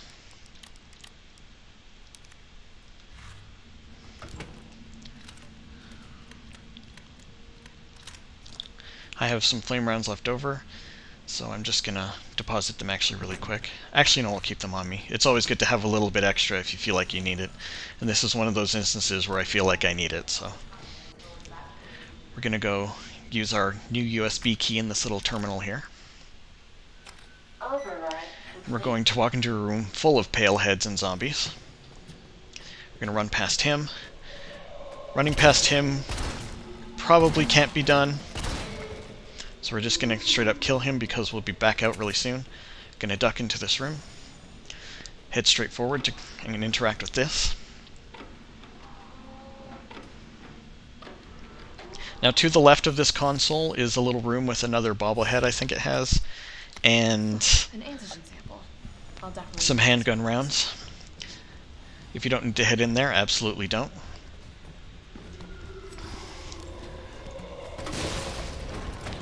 Just going to move them out of my way really quick with an explosive round, and then we're just going to head further into the room, winding around these giant slabs.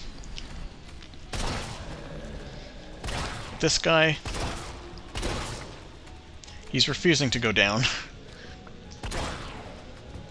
but there's some good vital stuff in there. There's also some green herb right by the door. We're going to head through the door, and don't worry, they can't follow you through. We're going to have a chat with this guy, look through his file. As we turn around, there are two paths that veer right on this catwalk here. We're going to take the first one and open up the box right here for some acid rounds. They're the only acid rounds, I'm just going to use that really quick. They're the only acid rounds that you can pick up freely in the game.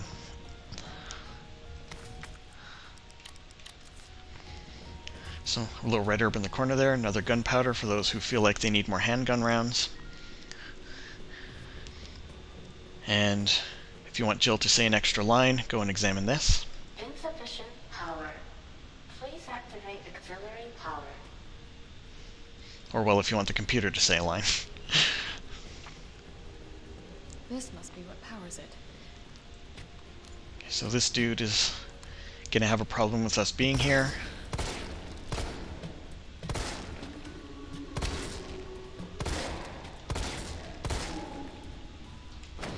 Alright. I'll double tap him in a second, I promise. Okay, and he is down. And this part is training for something that comes up a little later in the game. Walk up to the red battery, press and hold your interact button, and keep holding it until Jill pushes the battery all the way in and it turns green. Okay, now that that door will open, we head back to the little green panel.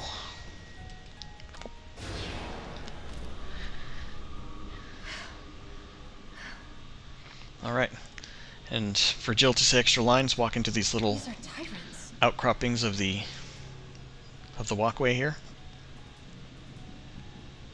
Jesus.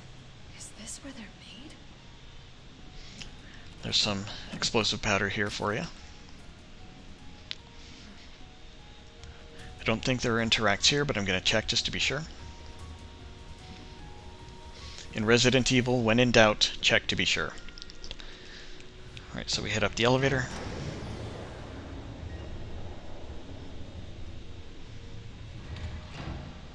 Don't worry about him.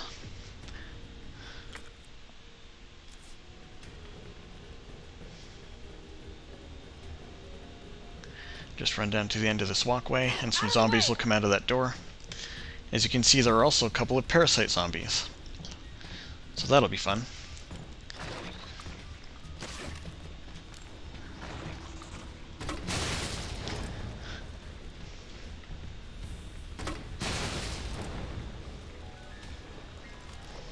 Just going to use a couple of explosive rounds to take care of them. Definitely take care of the parasites, as usual. When the parasite melts off their face, they're dead. And then for this remaining pale head here, who is very enthusiastic, hit him with a couple of acid rounds. He'll hit the floor. And then you'll still see the smoke coming from him, so definitely set him on fire if you have flame rounds on you. That should put him down. Alright, so we're going to skip that door on the right for just a second and grab this case at the end, because explosive powder is always important. And I'm just going to go ahead and discard this, because I need the free space. So walk into this room, there's another zombie there waiting for us, but there's a file here, that's where Jill learns the name of the creature. So it's called the Nemesis. And if you don't want to deal with the zombie, absolutely get to this shelf a little faster than I did. I'm probably about to get grabbed. An adjuvant.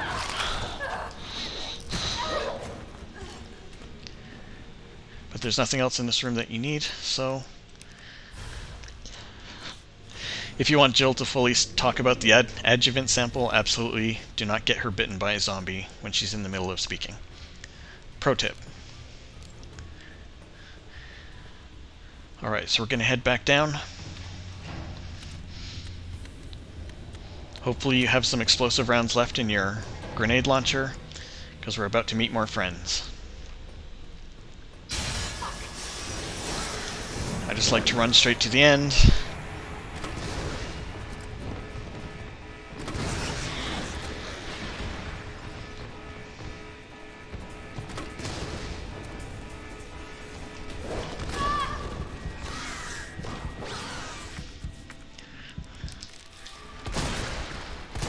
Getting to the end, just make sure that the hunters won't flank you. And don't actually accidentally switch away from your grenade launcher when Jill's trying to reload it like I did. Otherwise you'll let the hunter get a nice hit on you. Alright, so now that we have the components of the vaccine, we're heading back to the room where the vaccine synthesis machine was. So we're heading back through this room full of horrible, horrible zombies. There's lots of them. So if you don't want to stop and shoot them, which I honestly don't, get prepared to get grabbed a lot.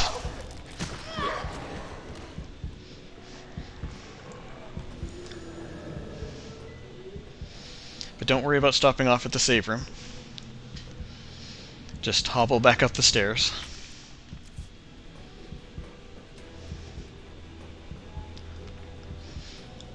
And then to the right, and of course this door on your left. Straight ahead to the synthesis machine.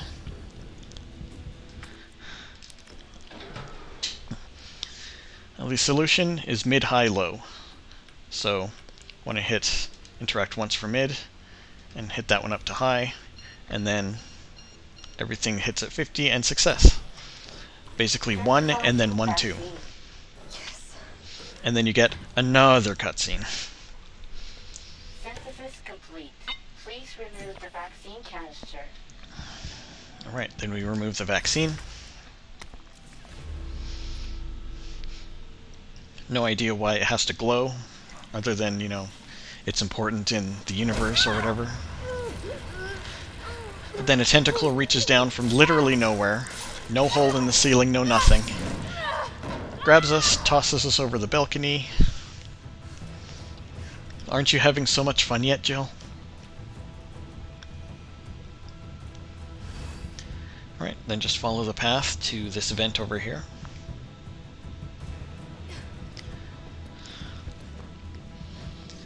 Just crawl through it straight up to the other vent. Into another cutscene.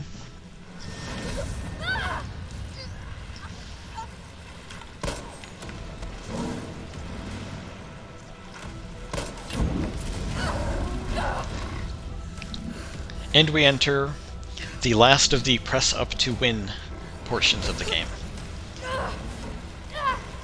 The game will literally tell you too. Press up to win.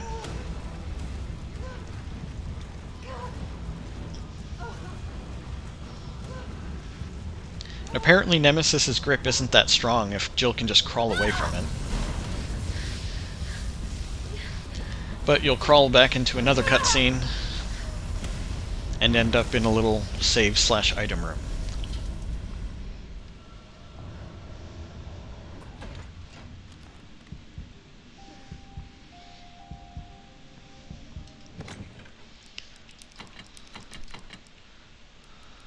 Alright. So if you're just okay at this game like me, heal if you need to, and grab the goodies laying around the room.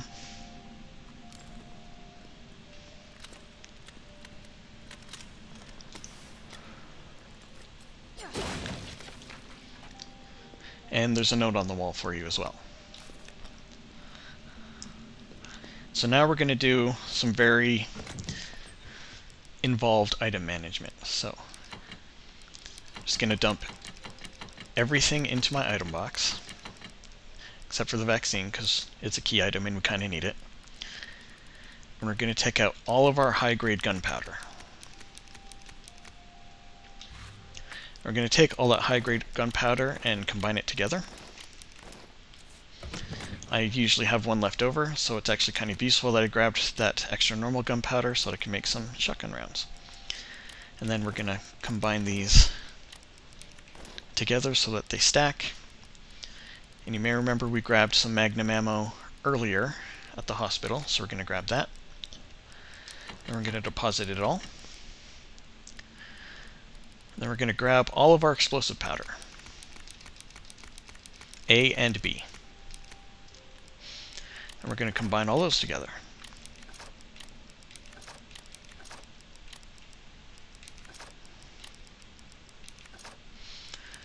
There we go. Make all these flame rounds, which we're also going to stack.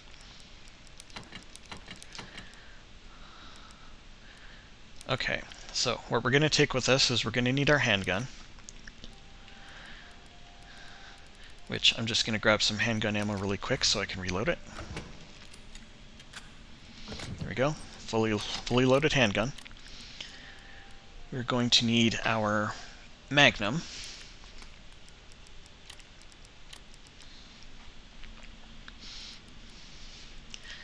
We are going to need our grenade launcher, which I don't know why I'm scrolling down there when all my weapons are up here. Organize your inventory as you see fit, or don't organize it, whichever suits you. But definitely take all the ammo you can for each of the weapons that you're taking with you, and absolutely take the mine rounds, they will definitely be useful.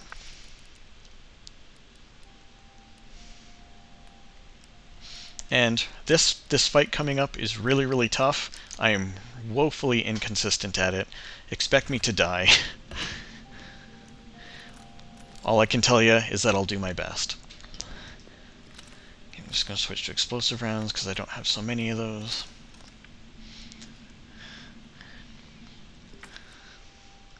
Alright, so when we walk through this door, oh yes, absolutely save if you need to, because this part coming up is really difficult. To our left are some more flame rounds. definitely helpful. And so we just want to run along the catwalk to our right and towards those stairs to Jill's left there. There's nothing at the end of the catwalk, so don't worry, you won't be missing anything. These stairs, however, lead straight into another cutscene. Because why wouldn't this game have more cutscenes?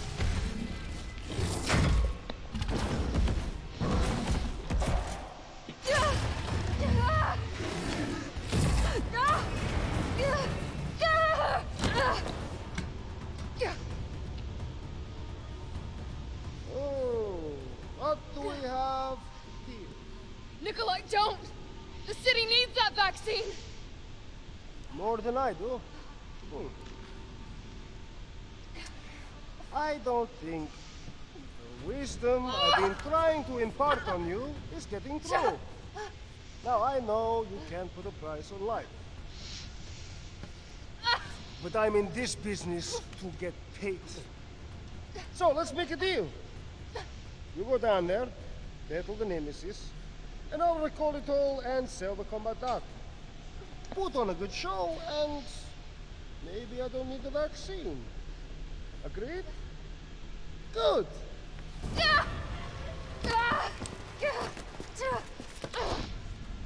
Okay, so we are dropped into another arena with our good friend Nemesis. And the fight's going to start out much the same as the previous battle in front of the clock tower. But now he has a giant tentacle arm.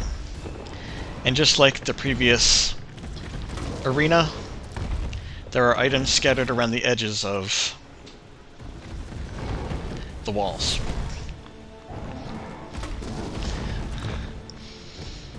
As ever, keep your distance. When Nemesis charges towards you, you can hit it with explosive or flame rounds to stagger him.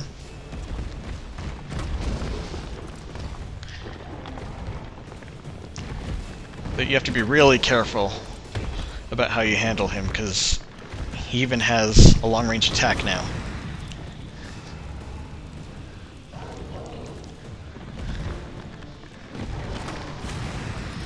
And there it is. Dodge whenever you feel like you need to. He'll continue trying to get close to you, but just stay away. Again, let the flames burn on him for a little extra damage, because fire does damage to him over time.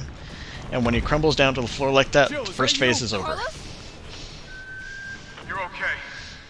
Let me spot for you. Good idea. Get a free shot in when he's roaring.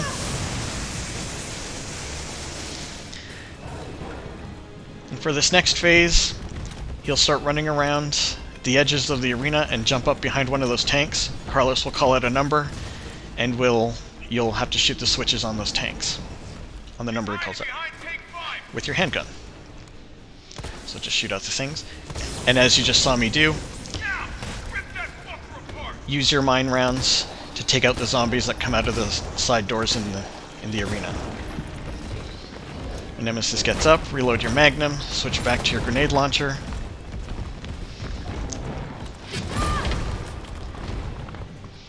Switch your grenade launcher back to flame rounds, while Nemesis is attacking you, of course. Nemesis may just turn around and run right away.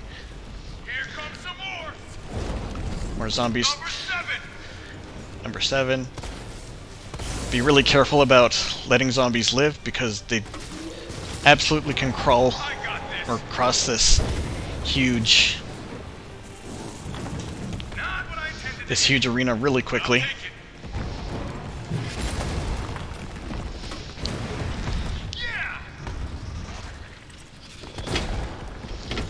You may knock Nemesis down on the ground enough that the parasite shows itself. If it does, feel free to take a pot shot.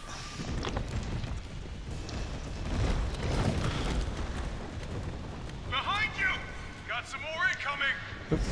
Yeah, if Carlos just says behind you or to your left or to your right, that means Nemesis isn't hiding, he's just going to try and hit you. Or leap on you. And this wind-up means that he's doing a huge multiple swing tentacle attack, and you want to get as far away from that as possible, and you also want to get out of his line of sight, because he will hit you repeatedly and he will kill you.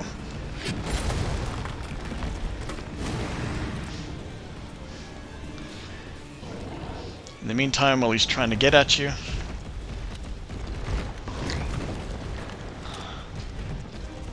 Here comes some more. Number one. all right. You definitely want to shoot that as quickly as possible, because he'll leap off and try to crush you. And he'll do his horrible tentacle thing, which is probably going to kill me. Or you could just end up dodging it. Then of course stumble him. I'm not going to worry about getting close to shoot the parasite, but I am going to get as far away from his tentacle attack as possible. If there are any items along the sides that you need, feel free to grab them. Got some more on your right. Oop, he's just going to leap on me now.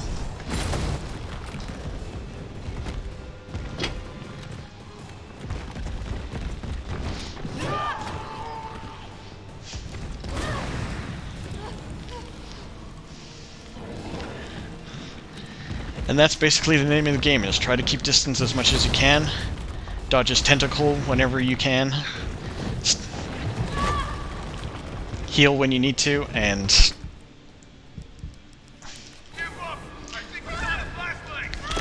when Carlos says that, Nemesis is very close to dying.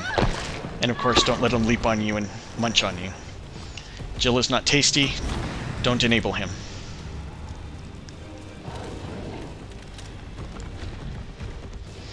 Alright, so we're going to do this another time. Mine rounds on zombies, of course. And Surprise, asshole. then switch to your Magnum.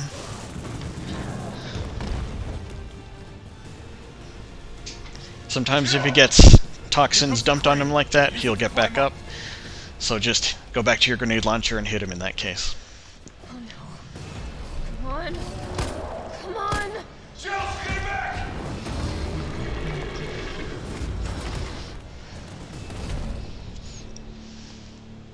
Now get on.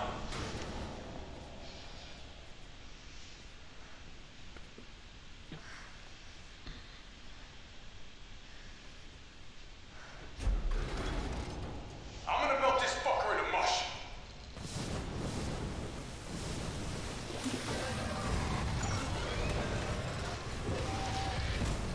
So let's just leave Nemesis to have fun playing in the pool. See, he loves it. Okay, I'll meet you up ahead.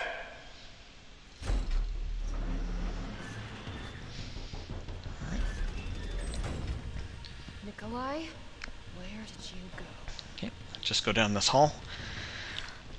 I have to get that vaccine back. Through this door is another save room. Yay! To your left is a file about something that's coming up, and a first aid spray. I'm just going to use it just to top up. And there's a gunpowder here if you feel like you need handgun rounds. But we're going to put away everything but our Magnum and our handgun. I know, sounds crazy. To be fair, it kind of is. I will fully admit I've never fought this last battle on the hardest difficulty, so I don't know if this strategy is at all viable, but here's what works for standard difficulty. Nice little arena down there. Just run across the catwalk to this next door. And could it be another cutscene? It's done. Give me the vaccine, you greedy son of a bitch. No. You print money. I like money. We shall make ours an ongoing arrangement. Now drop the gun!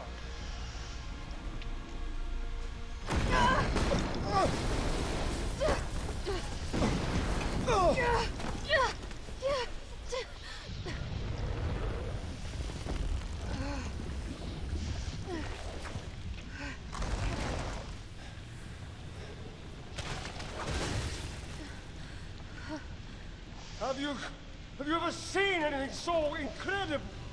The data on this would be worth millions. But, well, you know how it is. City's about to explode, and you can't put a price on life. Good luck! Nikolai! Jill! Go after Nikolai! He's got the vaccine! What about you? We're running out of time. I've got this. I know you do. Look, just so you know, this is the last fucking time. Alright, with that very quiet, underwhelming music and almost no roar, we're going to head into our final battle with Nemesis. Start out by heading to this giant thing that's right behind you.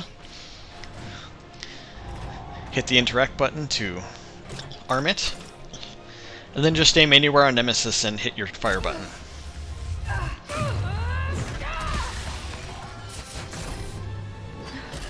There are those batteries from before. Cool down in progress. Please reactivate power sources. Damn, it needs power. So we obviously need to push those red batteries back into their place. There's two on the right and one on the left. In the meantime, though, there are some nifty things to pick up along the edges here. Handgun ammo and first aid sprays.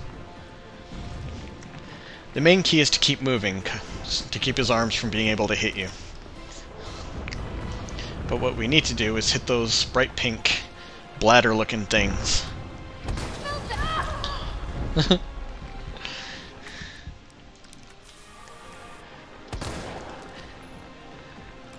And that'll tame Nemi a bit. And so while Nemesis takes a quick nap, I'm gonna run and do these two sites first. You can do a maximum of 2 batteries on standard before Nemesis gets back up. So I'm just gonna do this back one first. And then this one. Just like before, hold your interact button until the battery turns green. But the reason you bring the handgun along is if you're panicking and you're missing these targets, the handgun will be able to take them out in a couple of shots. So when he does that, just dodge to one side and he'll miss.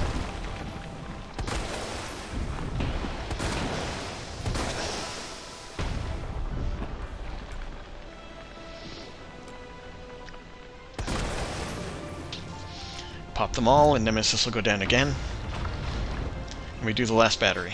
You may have noticed that blobs of goo spew from those pustules as we burst them. Apparently in harder modes, they make areas of this arena places where you can't walk anymore. But with all the batteries in, and Jill's badass line, we go back to the railgun,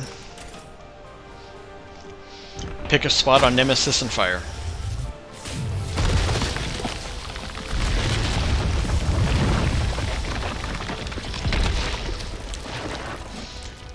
And then, oh wait, this is the last press up to win bit of the game. Press up to win. Come on! And follow the button prompt, of course. Take the fucking hint! And I am in full agreement with other Resident Evil 3 players who believe that that is where she should have said, "You want stars? I'll give you stars." Good riddance. So if there's anyone out there willing to mod that line so that it appears there instead of earlier in the game, absolutely do that and send me a link. We just run through the wreckage of Nemesis and turn right here. We get to the ladder.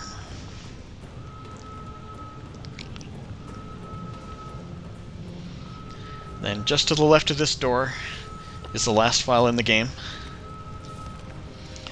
Then we'll just run straight ahead through here. You don't need to run, it's just that walking takes a long while.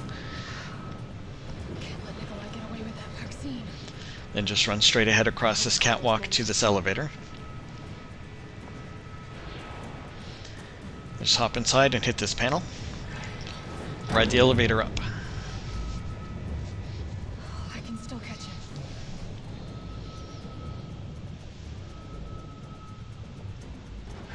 And now up these stairs. And what happens? Another cutscene.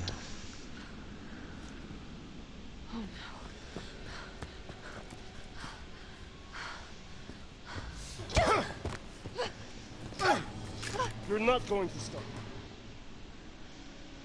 Promised you this, didn't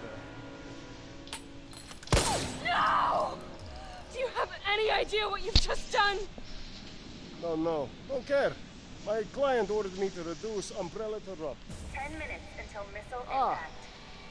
The missile has launched. And that is my cue. Goodbye, Miss Valentine. Shame you didn't listen to me when you had the chance.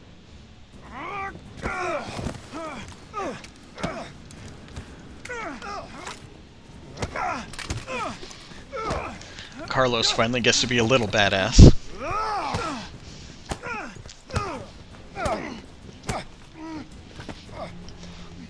Jill! Shoot him! I can't! I'll hit you! Do it! You have to! There's no other way. Now, if you let them struggle long enough, Nikolai will get free and kill both you and Carlos. Otherwise, just point it anywhere on Nikolai and shoot. I told you I couldn't And you'll win. That would just be too cruel. We need a world with Carlos in it, for sure. What about him?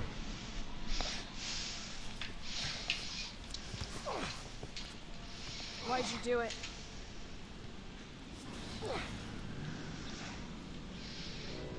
There's a price tag for everything.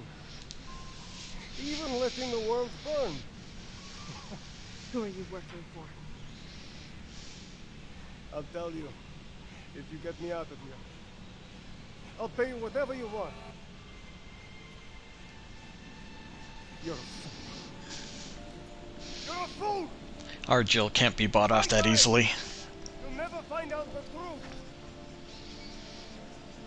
I don't mind a little detective work. Just that look of spite on her face. Love it so much.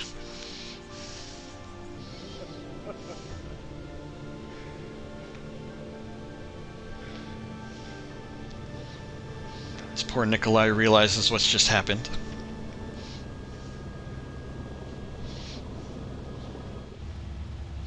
You would think, though, that Jill would take him as her prisoner to, extract information from him. You alright?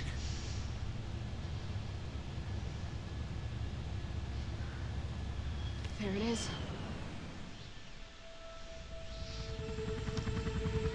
Into last Raccoon City.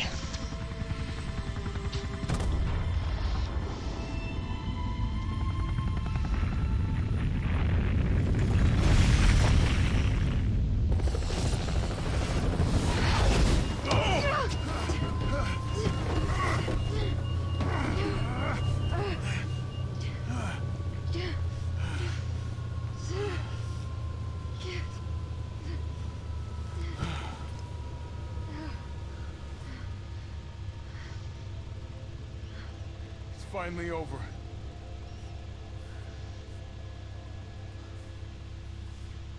So long, Marcy.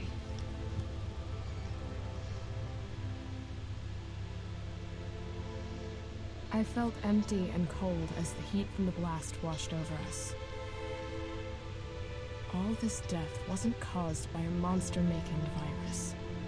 It was a virus making monsters. It was greed. Human greed. I decided then and there, the ashes of Raccoon City would be Umbrella's ashes too. I would end them, once and for all. I just always felt like that should be dialogue between Carlos and Jill, like she's saying out loud and resolving to bring Umbrella down.